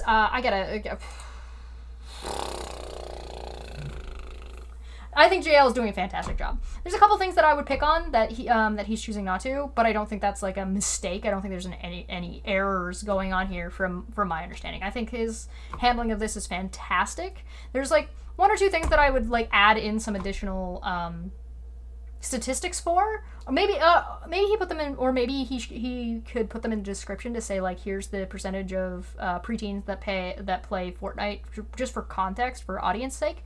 But I mean, I can also understand JL not wanting to get into those statistic numbers during this discussion, because like this man doesn't have any fucking idea where he is or who he's talking to. He doesn't know what topic he's talking about. He doesn't even understand his own theology or how it would apply. Thank you so much for joining me. If you found any funny clips from this, please feel free to clip them and send them to me, and help me out and make my life a little bit easier so I can then take them, edit them, and throw them up. Thank you so much for joining me. I really appreciate it. Thank you so much for the support. Thank you for using up your channel points. I'll make sure Puck gets a boop. Thank you for following if you're following. Thanks for lurking if you've been lurking. Thanks for joining in the chat if you've been in the chat. Thanks for sharing and liking and all that fun stuff. And I will be back with more of this tomorrow, I guess. Oh, fucking fuck my life. Fuck me. What did I do to deserve this? Let's see if there's somebody to raid. Who do we got? Is anybody live right now? God damn it. Nobody's ever live when I'm done. What the fuck? Where is everybody? I'm all alone. There's no one here beside me. My troubles have all gone. There's no one to